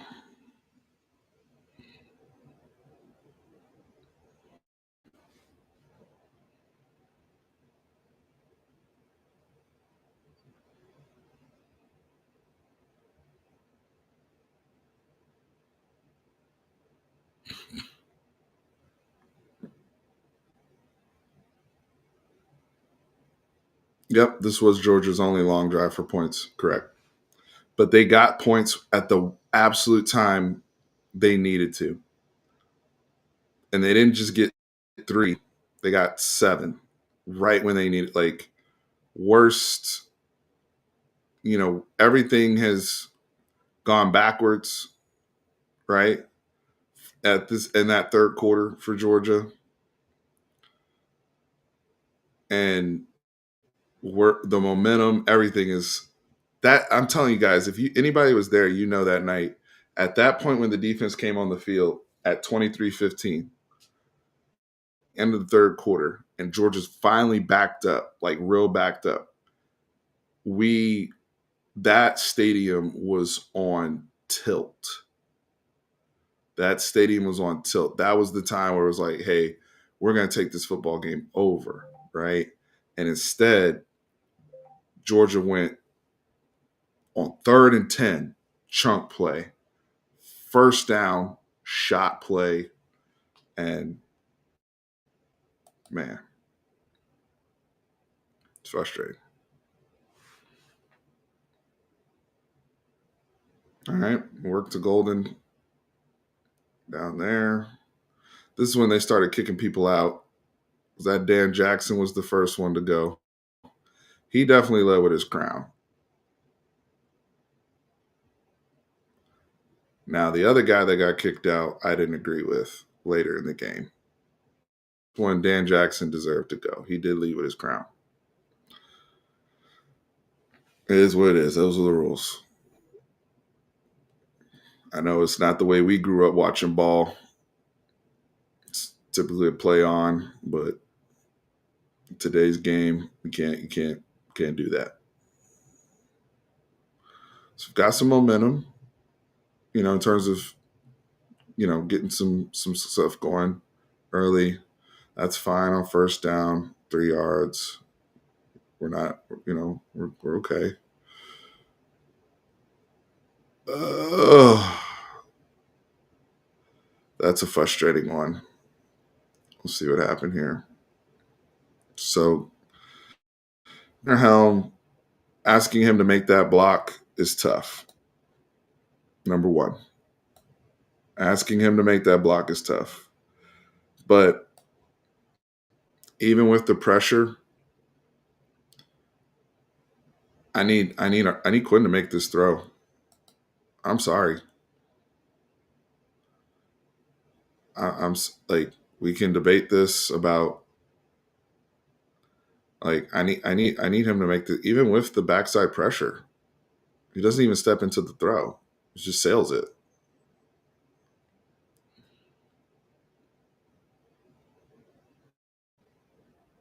Like, Ryan Wingo's open. He's running to space.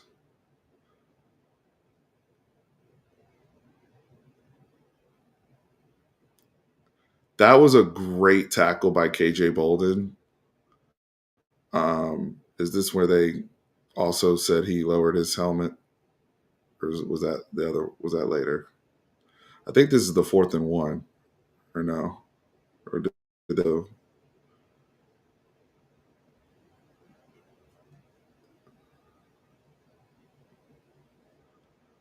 I'm fine with the ball place in terms of where he's going. That's fine, but I think he didn't need to throw the ball that far outside in upfield. I guess is what I'm saying. So,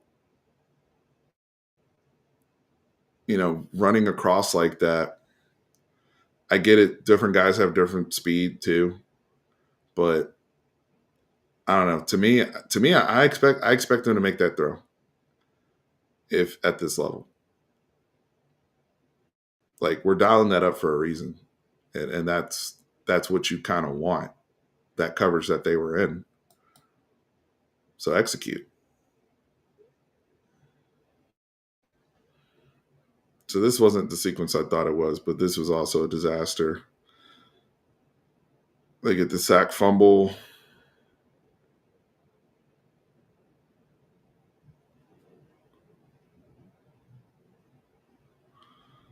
So we get down there and they get a stop. They stop. They, like, that's a clutch play by the Georgia defense. They get that. They get the stop.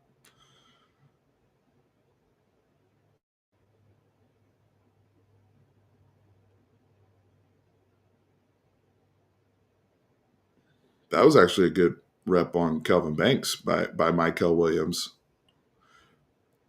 Now Quinn just stood right there. He didn't step up in the pocket, but as well. Another drop. These Georgia receivers are something else. How many drops have they had tonight? These are like these. I mean, come on, man.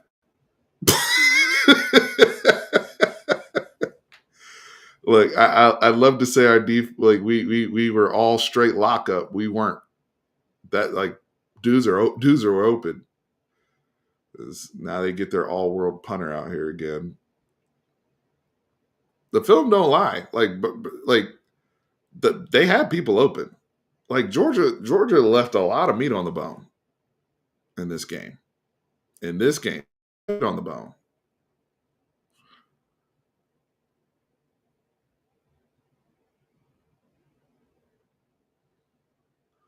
Jaden Blue. Yeah, he probably needed more opportunities in this game. I will definitely say that. 3rd down and 1. Good catch by Ryan Wingo. That's a good pocket to me. Good job. Oh, I mean, we got just that's not executing. That's a drop, and the ball's a little behind him. Come on. I remember this play. Gunnar Helm, that was one of his best plays. of the night. Great concept having him kind of come over wide open. One of the few times, not one of the few times, but that was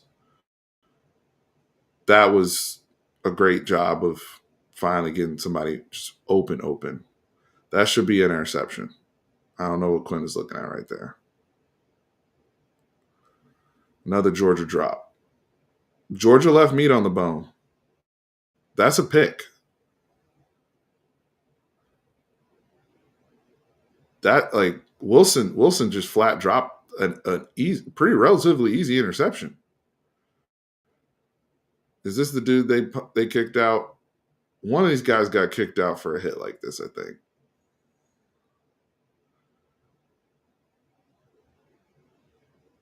I think this was the other guy that got kicked out. I didn't like this call. I know he also did the crown thing too, but I didn't think that Wisner was necessarily defenseless. I I didn't like that. I didn't like that call. As a football fan, I don't. That's when we're going a little too far. I didn't like that call. I said that at the time, even though it benefited my. I didn't like. Is what it is though. All right, we're in scoring range right now, and it's still 6.5 minutes left. Like, oof, oof. What is going on? What is going on here? Why are we running backwards like that? Were we trying to set up a screen? What? I think we were trying to set up that's got to be the case, right? Well,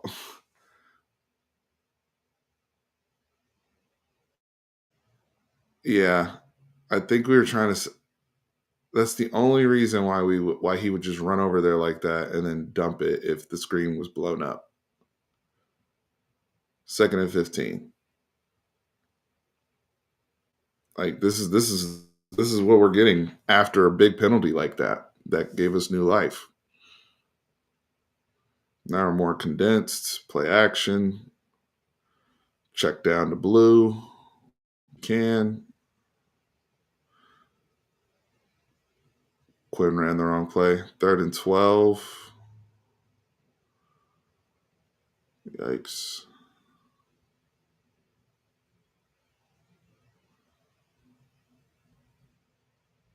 4th and 12. So this is the play. I want to talk about this one. Been waiting on this play. I just didn't write down it was on. So earlier in the season, I remember telling you guys, I think it was when Arch was playing, but they had those guys had bluffed. I think it was in the OU game, and we knew that it was Quinn. It was the OU game. Came up bluffed, but you knew they weren't going to play man behind it because of how certain guys were positioned. Blah blah blah. Right. This here is a hell of a risky play call by Kirby Smart, Glenn Schumann, and them at Georgia. This is especially on 4th and 12. This is a very risky play call because look what they're showing right now. Right now, there's only two down linemen, and then you got the edge standing up. Everybody else is in coverage of some sort, right? And look where they kind of mold to. So you got three guys walk up into a double mug.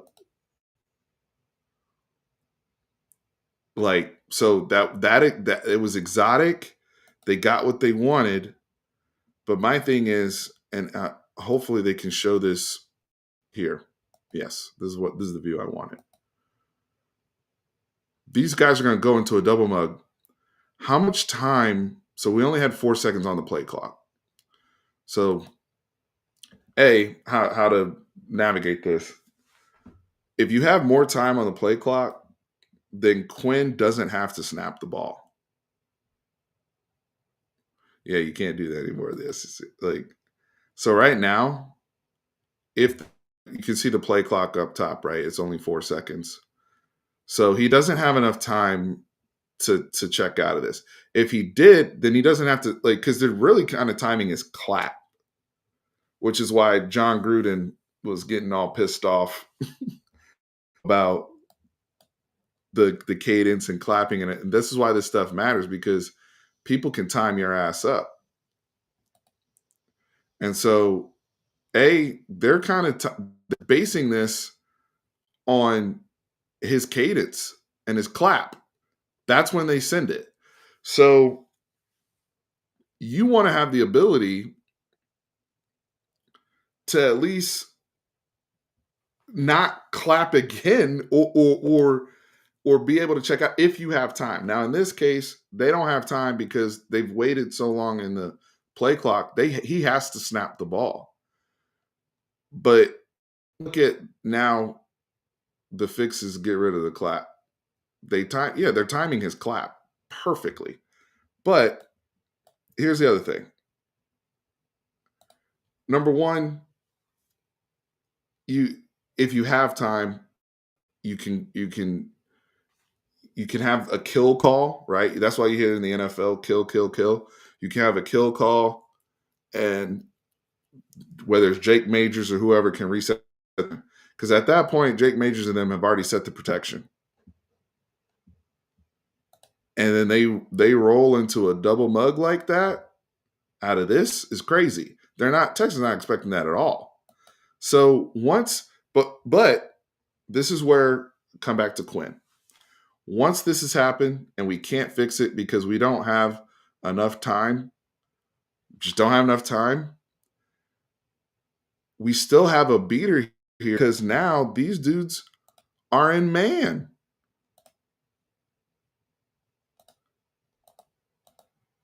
And Wingo gets open immediately. It's like, hey man, I understand Michael Williams and these boys are scary. These boys are scary. I get it. If that guy was running at me full speed, I'll probably do a fadeaway jumper too, Quinn. I'm not gonna lie to you. But you would kind of like to see your quarterback hold it an extra second and stand and deliver and make this throw accurately to Ryan Wingo. He sees the heat and he does a fadeaway jumper because he doesn't want to get hit. And he short arms it. I'm not trying to this is not a question of his toughness because we know how tough he is. He's playing with an oblique injury right now. But he does the fadeaway jumper because he doesn't want to get hit.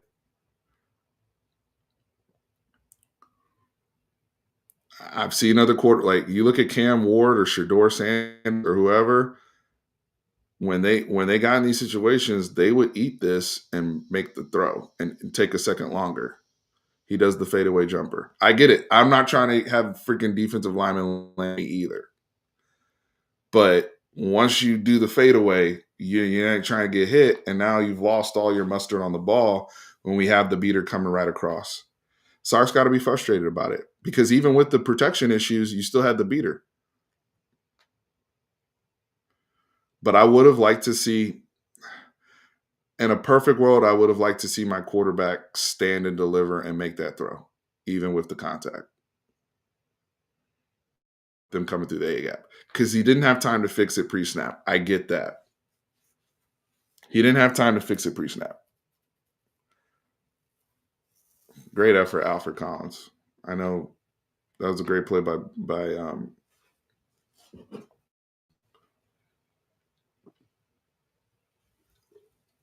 but that gamble on that particular call, because you can only really run something like that once in a game against us. A great job by Glenn Schumann, Kirby Smart, and them to call that at the perfect time. Just the timeliness of the play call. So I'm gonna just let this run because the game's pretty much over at this point. A lot of lessons learned. Y'all tell me in the comments what did you learn most? What did we learn most about our Texas team at this point in the season? What do we learn now that we should be applying into next season? I know for me, with our offense in particular, a physical game like this, we have to match physicality earlier in the game. Too much east west, too much lateral movement, and executing when we have stuff there. We can't miss teams like this. Defensively, great fight, great effort across. Were the run gaps always there? Were the run fits always there? No. My only thing with the defense where I'm disappointed was they just weren't clutch when we need to be at the end of the third quarter. Fought so hard to get back in the game, fought so hard to make these plays, and then they give up the two big chunk plays, right? So just and that's something that we did not improve on because we gave up chunk plays at the wrong times later, way down the road in the season, even against the same opponent in the SEC championship game in the overtime. So we want more clutch and situational moments.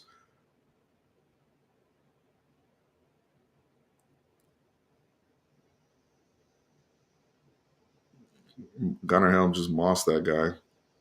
Nothing was there. Oh, you definitely want these to be line of scrimmage games. But Kirby out schemed us. You do want them to be. I agree. I completely agree. Um, Now we're throwing in a triple coverage.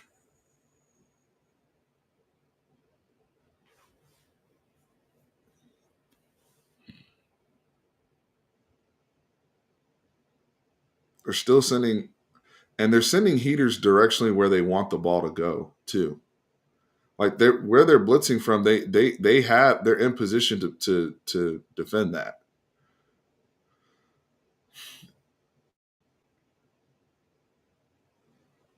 4th and 6. We can't even get the garbage time. I'm being too nice about Quinn. I mean, I feel like I just was very critical of how he handled that 4th and 12 the drive before. Again, not questioning his overall toughness, but I want to see him stand in there and make that throw. Quinn had a good quarter in this game. He had a good quarter in this game. We're just talking about Quinn. He didn't play good ball. He got benched. like there's no hiding that. There's no secret to that, right?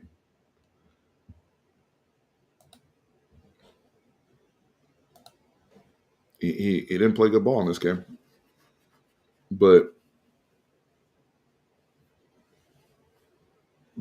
the offense as a whole, like we ran what? We ended up rushing, forget sack yardage. Forget sack yardage. We ran for like 60 yards in this game. If you include sack yards, it's 29. But just that's not good enough. It's not good enough. It's not anywhere close enough. But Georgia. First and foremost, Georgia was the better team. They were the more physical team, and while we countered, we showed our. I mean, you see the talent on both sides, right? The talent still shines.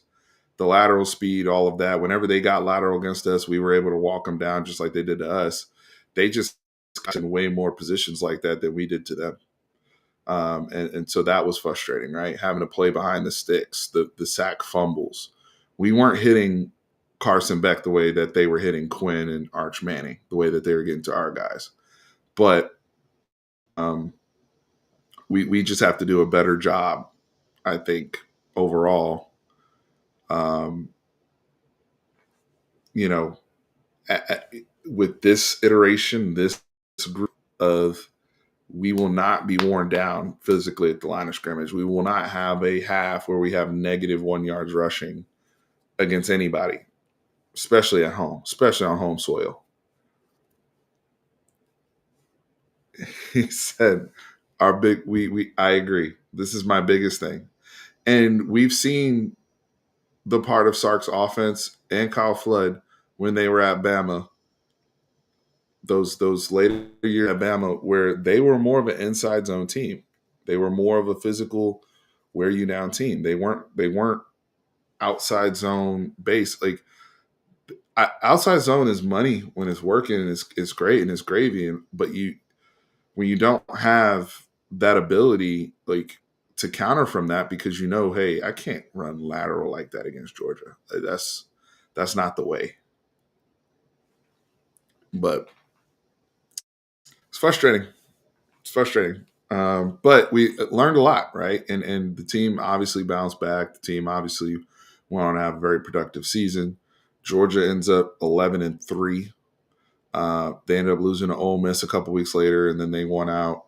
Obviously, they won the SEC against us in the rematch, and then they went on for fortunately the New Year's Day incident in New Orleans and everything that went down there, which I don't think it's talked about enough.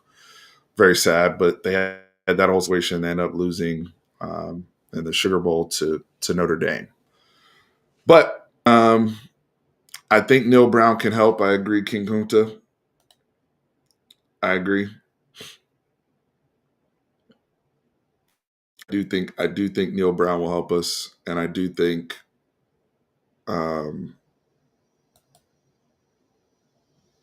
Georgia already had the. I do think the personnel that we have, just going back to the run game stuff, I do think the personnel, including Arch. Now we have to be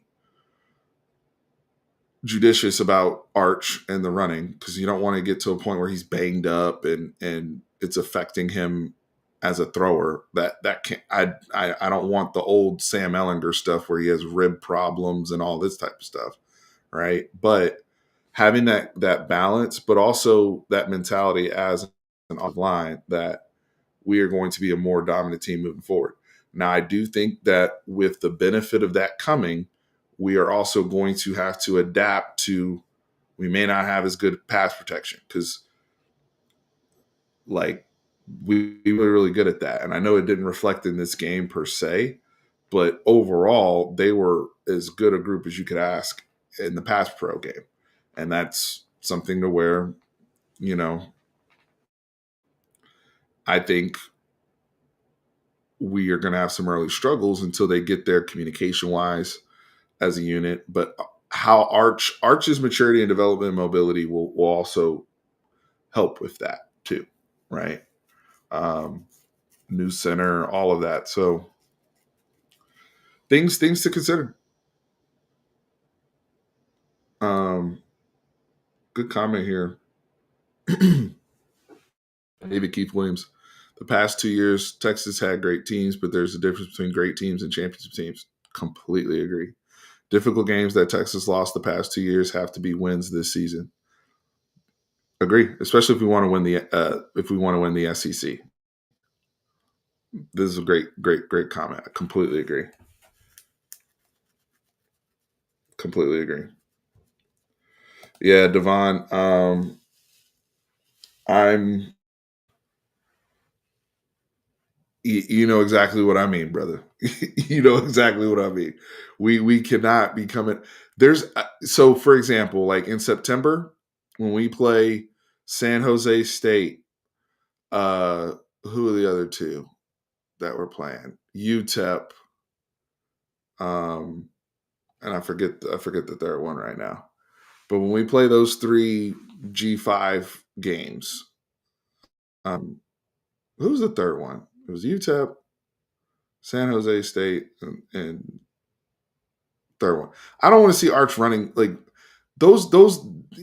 I don't need carries on his bodies in those games.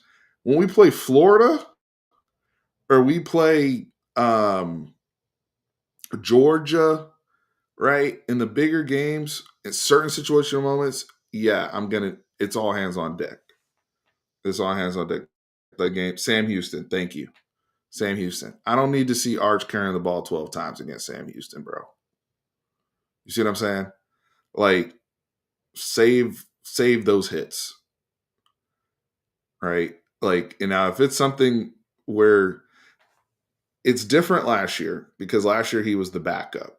So when he was running around against UTSA and all that, like it was a different situation. But design run, also there's a difference between design runs and scrambles. I can't account for scrambles, right? Because scrambles, have a better sense of how much he's scrambling for first downs when we see what our pass pro is. If our pass pro is like last year, the Arch shouldn't have to scramble too much. It would essentially be maybe 3 to 5 times a game where he would just, leave the pocket and get whatever he got, right? Like in the Georgia game, he 21-yard keeper, it's 2 man, people's backs are turned, he's just able to get up the field. But in terms of design runs, right? Zone reads, QB power, quarterback draw, all of that, it's got to be situational. You got to you can't, we are not doing, yes, thank you, JB. This cannot be Bam Bam Sam, because it impacts their throwing. It impacts so much, impact practicing, all of that. And that's not the type of quarterback that Arch is, nor that we want him to be.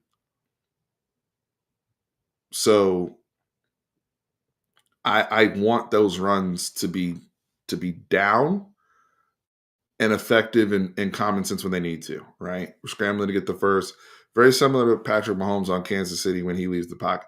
They're not, he's not just running to just run. Okay. And if we're playing a crap team, I don't need Sark calling quarterback power. That makes no sense to me. Right. So just common sense there. But JB hit on the head. There's a difference between how those guys run. We don't have that type of quarterback, nor that's not what we're signing up for. Give those.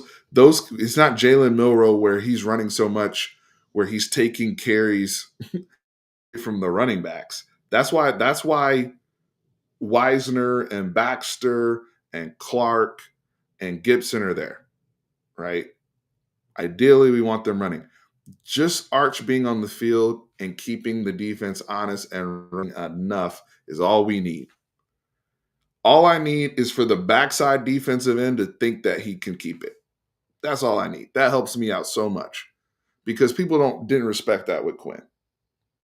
Saying people weren't leaving a guy there in goal line or short yardage to account for the quarterback. Now they have to, because the boy will pull it if your dude flies upfield.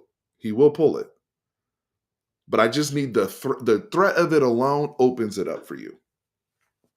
But the backs need to be the ones running the football. The backs need to be the one. If we're living on zone read with Arch Manning, then we have bigger problems.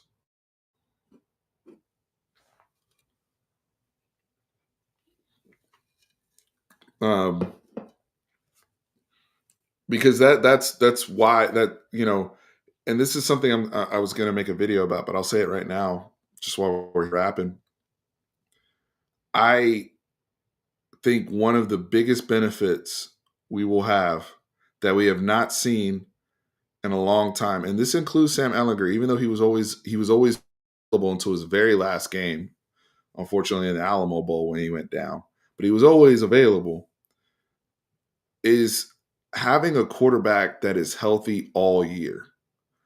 We, in the Sark era, every year our quarterback has missed time, no matter who it is. We've had to play multiple quarterbacks every year. I'd like for it to be in this iteration with Manning, if he is like his Eagles, where you're talking about them playing 15, 16 years in the NFL and being top 5 quarterbacks, most durable consecutive starts, and enough to have seen both of them play college and NFL. Outside of Peyton Manning's neck thing very late in his Colts career, you rarely saw them on injury reports. They were durable, country strong Indiana boys that were playing every single week. And you didn't have to guess about if they were practicing, if they were, how hurt are they, or he's playing with this injury or anything like that. I would like for it in a perfect world that he has those same genes to where we're no longer worrying about the health of our quarterback week to week, even when he's able to play. I think that it would be enormous for Texas and enormous in terms of the consistency of reps over the course of the season to where we're not having to stop, start, and all this type of stuff with our rhythm. But a big way you can jeopardize if you start running the quarterback too much. If he starts throwing bam bam stuff, you know, that's when you start jeopardizing and putting him at risk. But I really think if we do it the right way and there's no freak accidents or freak injuries, you're going to see a guy the next 2 years that's here every single week healthy. And that's big time because we haven't had that. We haven't had that. Even when Quinn was all these guys. Health is wealth at this point. If we've learned anything, we want, like, especially towards the end of the season. Now, yeah, the big, like I said, the big games we gotta run you. We gotta do whatever we gotta do. It's no different than Josh Allen, right? In Buffalo, when Buffalo plays the better teams, they run Josh Allen. When plays, you know, the Jets, they may chill a little bit on that. So we gotta be of the same mindset with Arch, but we want him available. The key for that is availability, big time. When we've hit big money as a program, it's, I mean, look no further than the Colt McCoy National Championship game where he gets hurt, right? All the way up until that point, we had a guy, right? Vince Young never had injury stuff like that, and it pays off over the course of the year. So just here at Texas, health as well. Um, I'm a wrap up now. I didn't mean for this to go over 2 hours, but you guys have just shown a lot of energy here in the chat, and it's been a fun conversation. And I think a lot of lessons learned. We're gonna have to go through this exercise again in the SEC championship game rewatch, right? Which will be a different. It's going to be a completely different football game. Even though it's the same players, that game went down totally different from this game in Austin, right? Which is good, but also frustrating regarding the outcome. But we can kind of see where we grew too, right? That will be like another point where it's like, okay, this is where we handled this differently than in Austin, and could start to kind of compare and contrast, right? So, yeah, but we're going to keep cruising along with the rewatch series, guys, until we get to Ohio State. So we're doing all the games during the whole season. So I'm going to keep cranking these out. I'm going to try to have a few this week, maybe even tomorrow night, Tuesday. We'll jump right back into the next game. Right, this helps us get ready for the season and churn everything. So really appreciate it. Thank you, Ike. Thank you everybody that tuned in. This one, Sam, either tomorrow or Tuesday, but tomorrow I'll know early on. I'm gonna try to get one out tomorrow, another rewatch if I can. So no, just really appreciate everybody's thoughts and comments. I learned, y'all see, I ask y'all questions, especially when we're watching ball, right? Hey, how are we? What's the coverage responsibility in cover 3 match against XYZ formation, right? Like, so I'm learning from you as much as this is just as if we're sitting here having a communal session talking ball, right? So I appreciate it. It was really, really good, and we'll be back either tomorrow night or Tuesday. So y'all remember, horns always up, hook 'em.